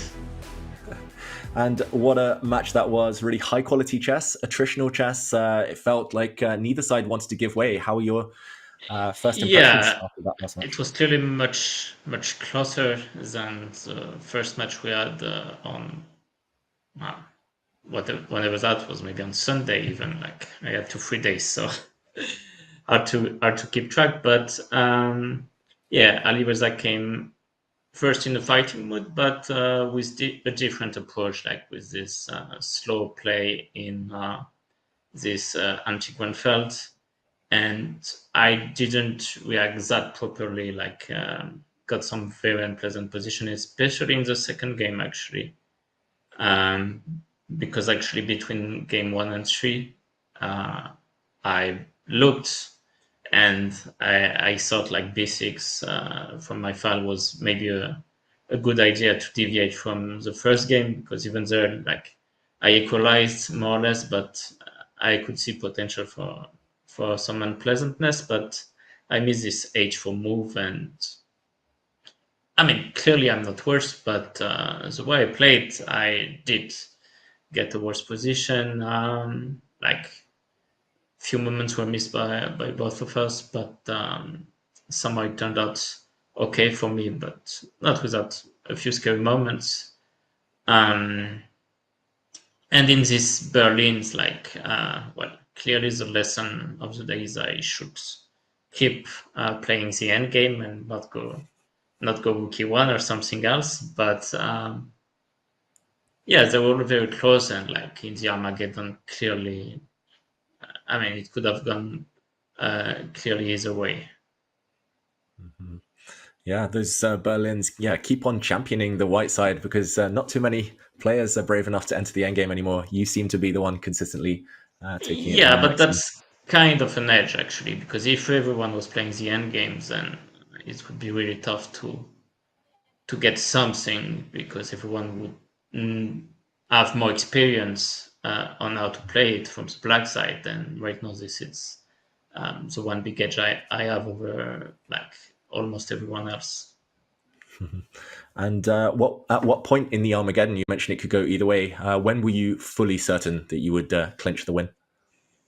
I mean, I was never fully certain until Ali was going down to like 40 seconds, and like then his position was already too difficult to defend. But before that, like, I was not happy with a couple of my decisions that made me lose a few tempi. Of course, I was happy with f5, but it was out of necessity, because his next move was actually f5, and then I couldn't see any way to break through, like potentially like bring the bishop to e3 and then play b4, but then why not play f5? Like, it's a much better version. But like when I played f5, I was pretty sure there's not only a way to defend for Ali, but also maybe a way to activate his pawns on the queen side. He just didn't manage, but at least it was keeping the game going on. Mm-hmm. And Maxime, it seems you've been in great form recently, especially throughout this tournament in Rapid Chess. And what was it that kind of gave you this great form? What put you in the right mindset? Yeah, in general, I've been playing better, and like somehow it started clicking a lot better, and even in this Grand Chess Tour classical event, actually in Bucharest, I didn't win any game there. Like, I made 9 draws, but clearly I could have won between 2 and 4 games, and like never in danger. So I felt like, okay, it's coming back. My openings are finally getting better, giving black side some more trouble. Then I was getting like I was getting no advantage whatsoever with white for like the past year or so. So finally I was putting pressure, and then when you get positions you're more comfortable with, then it's much easier to just enjoy playing, and then also to calculate better, to like when you have nice easy positions to play, then it's actually pleasant to play chess, turns out. That is true. And what do you think? Today you defeated Alireza, and your score against him actually in Rapid Chess is very one-sided. What do you think it is that gives you the stylistic edge against him? It's hard to say, but in general, I've often played with Alireza like not only motivated, but also in pretty decent shape. And of course, Alireza never backs down from a fight. And, some players have more cautious approaches against me, maybe more positional, especially against the Najdorf and so on. But Alireza goes into full blown out fights, and sometimes is maybe a little bit unprepared for these positions, even though he plays them with black. Sometimes it's not the same, like switching sides. And also, I would say a bit of luck, because very often our games are like full fights, and again, like there's always one moment where things, or sometimes even more than one moment, where things can go either way, and more often than not, they went my way. So, yeah, like Alireza, I think, played a very good match today in general. Maybe missed one opportunity in the last Berlin game. Before the Armageddon, where he could have won a pawn or something. But he's consistently putting pressure. But also, I try not to burn my bridges against him. So and sometimes he tends to do it on his own. So and then I'm ready to punish. This is one of the things that I do. Decent strategy. And Maxime, with this tournament victory, you've qualified for the Champions Chess Tour finals at the end of the season. How much are you looking forward to that? Oh, certainly a lot. But there's also a fourth event where I'm qualified, so I will enjoy playing that as well. It's very pleasant to be in Division 1. Division 2 is not that bad, but Division 3 I could see easily how, you're getting to play 3 matches a day. This is very soft. Like, you play 1 match a day, you get your 3 days, That was very smooth. Yeah, you're right. These days, everyone is strong. You might as well sit in Division 1 and face the very best. But Maxime, before we let you go, we do have a few questions from our chat. Absolutely. Shrawan Shrestha asks, do you love mathematics more or chess? No, obviously I love chess more. It's been ongoing for almost 30 years now. So, but I will enjoy by the time I finish my chess career to get some old memories back on mathematics, because I've lost a lot of knowledge, so I'll try to get it back somehow. But no, it's not the time. No, it's great to hear you focusing on chess. And Virgil Q asks, who is your favorite chess content creator? And I promise this is their question, not mine. Also, who is your favorite commentator? Oh, no, chess content creator. My favorite is, of course, Blitzstream, Kevin Bordy, but he's doing content in French. To be honest, content in English, I don't watch it on so many occasions. But for instance, Daniel's actually streams are quite educative. I like the flow of his thoughts, because the more popular streamers, they don't really want to explain, which I understand. It's sometimes good for content and it can be entertaining, but if you want to learn something, I would recommend Danya's channel more than another one. And then when it comes to commentators, I have to admit that I do watch the commentary on occasions, but not really enough. So I haven't made a final opinion yet. No, that's very good. Very diplomatic of you. Thank you there. And just for everyone at home, I can see Daniel on the camera. A smile broke out on his face when you mentioned him and his streaming. So yeah, I'm sure he's very proud of that. Final question. It was a genuine answer. I'm not trying to give false praise, let's say. No. And final question for you before we let you go. Michael Burns 2009 asks, will we see you play any over the board events soon? Absolutely. Actually, I'm not gonna stop playing at all. So starting in August, I'll be in St. Louis for both the Rapid and Blitz event and then the Singfield Cup, both parts of One Chess Tour. And then hopefully, it's not really over the board, but hopefully I can qualify for semifinals and finals of the Speed Chess Championship, which will be played live in Paris. So it's not over the board, but this should be fun. And I mean, it would definitely be nice to play in Paris. So that's where I'm going to try to qualify. And then I'll be playing the Olympiad right after in Budapest. And a few other events down the road, the Global Chess League in London, actually. And then who knows, like another, like some WR event in London. So that's like a lot of things happening in the next few months. Yeah, sounds like you're going to be a busy man, Maxime. So we'll let you go and celebrate. Congratulations, the winner of the CrunchLabs Masters, Maxime Vachier-Lagrave. And there we go. Thank you, Maxime, for your time. And here we see the final bracket one last time. The CrunchLabs Masters Division 1. It was Maxime defeating Alireza Firouzja 3-2 in the grand final. Danya, what a player and what a man. Absolutely incredible, and obviously, needless to say, I greatly appreciate and am deeply honored at his kind words. It definitely keeps me going, but what a performance by Maxime, just reminding the chess world at large that, class never ages. He still possesses the same skills that propelled him to 2,800 earlier in his career. Obviously, his priorities have shifted. He might refocus again on classical chess, but he's got a whole lot of gas left in the tank, David. And, we keep talking about this guy's old.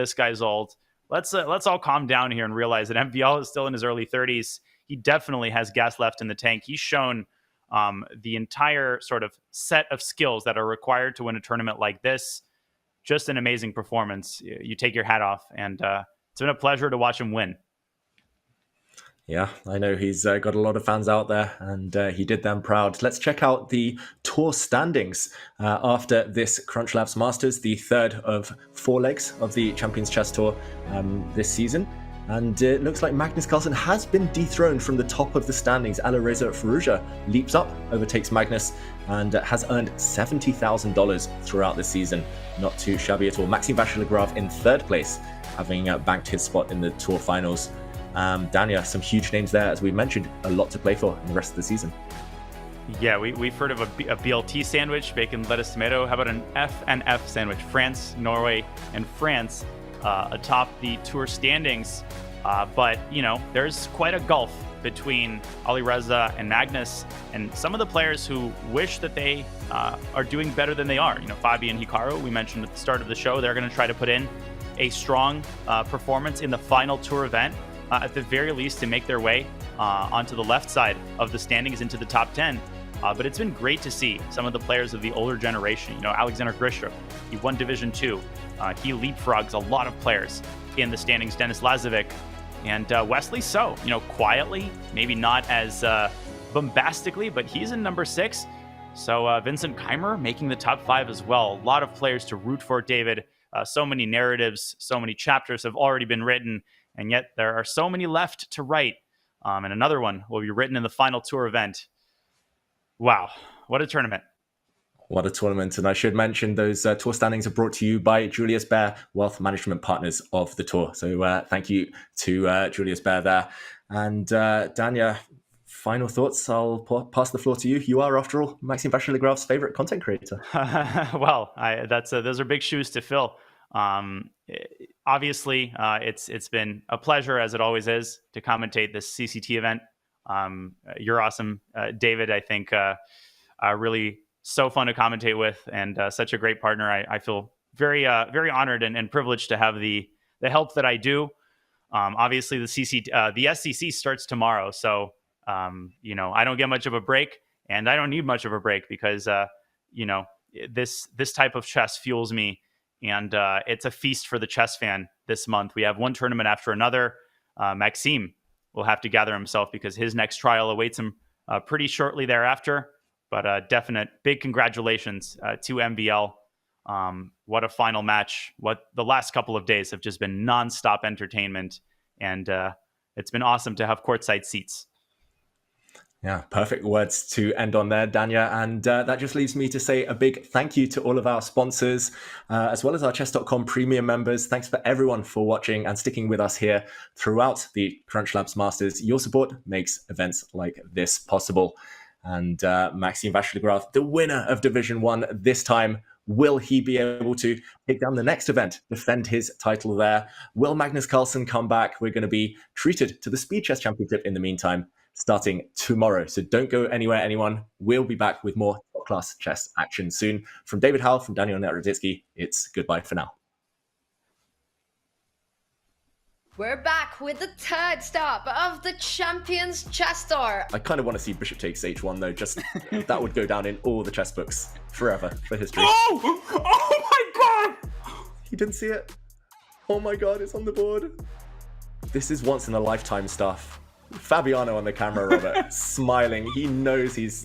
wow, this is immortality stuff. On the right side of your boards, Dmitry Andreev's just blundered. He's lost. He's went from winning to losing in one move. Look at the player on the right side. Jan Nepomniachtchi can't believe it, and Draken can't believe it. Oh, but now rook takes e3 is going to happen, and it's a skewer. A win now for Vachier-Lagrave is inevitable. He controlled that game. He wins against Magnus Carlsen yesterday, and today he's on the brink of wrapping this match up in 3 games. Complete domination on the board sees him through to the grand final. White is losing after king f6. White has nothing. White has no attack anymore. The black pieces have come out. Magnus, look at him on the camera, despondent, and 1 minute only. This is over both on board and clock. Magnus resigns. Nepomniachtchi takes it. Jan plays bishop b4, setting up the threat of e6, but allowing a check. Oh, and Alireza is going to get the bishop. Alireza Firouzja progresses through the loser's bracket. I'm not sure what this is, Danya. It's a bathtub. There are some Uno cards, and we've got Firouzja looking very zen-like, you gotta say. Maxime taking a different approach. He trades off a pair of kingside pawns. There we go, rook d8. There's the idea, David, of rook c8 and rook takes c6. Firouzja's holding this comfortably. He gives up the knight for 2 pawns, but don't misevaluate this as desperation. Black is actually completely fine here. There's 2 pawns for the piece. It is a second consecutive draw, and the score is 1-1. Bishop f5 was played previously. Okay, but hang on a second, Tanya. But okay, h4 move, but okay. Modern chess. Yes, this is how they play now. Firouzja is trying to wage a war of attrition, tire him out, and just force one sloppy move. That ain't gonna happen. He's too much of a professional. It's a draw. We could get a draw offer by one of the sides here. That's how they've chosen to conclude the peace accords. White should not play a6. Yeah, rook b3 was accompanied with a draw offer that was immediately accepted. 18 seconds, even on the board if he survives the clock. It's over. Push, push, push. h7. You can't go a3. Got to go back to h8. The rook slides over to h6 just in time. That's it. I mean, even if MVL were losing here, he would win this with black just on the clock. It's all over. 12 seconds. g7. The black rook is doomed, and there we go. Maxime Vachier-Lagrave is the winner of the CrunchLabs Masters after taking down Alireza Firouzja in the Armageddon.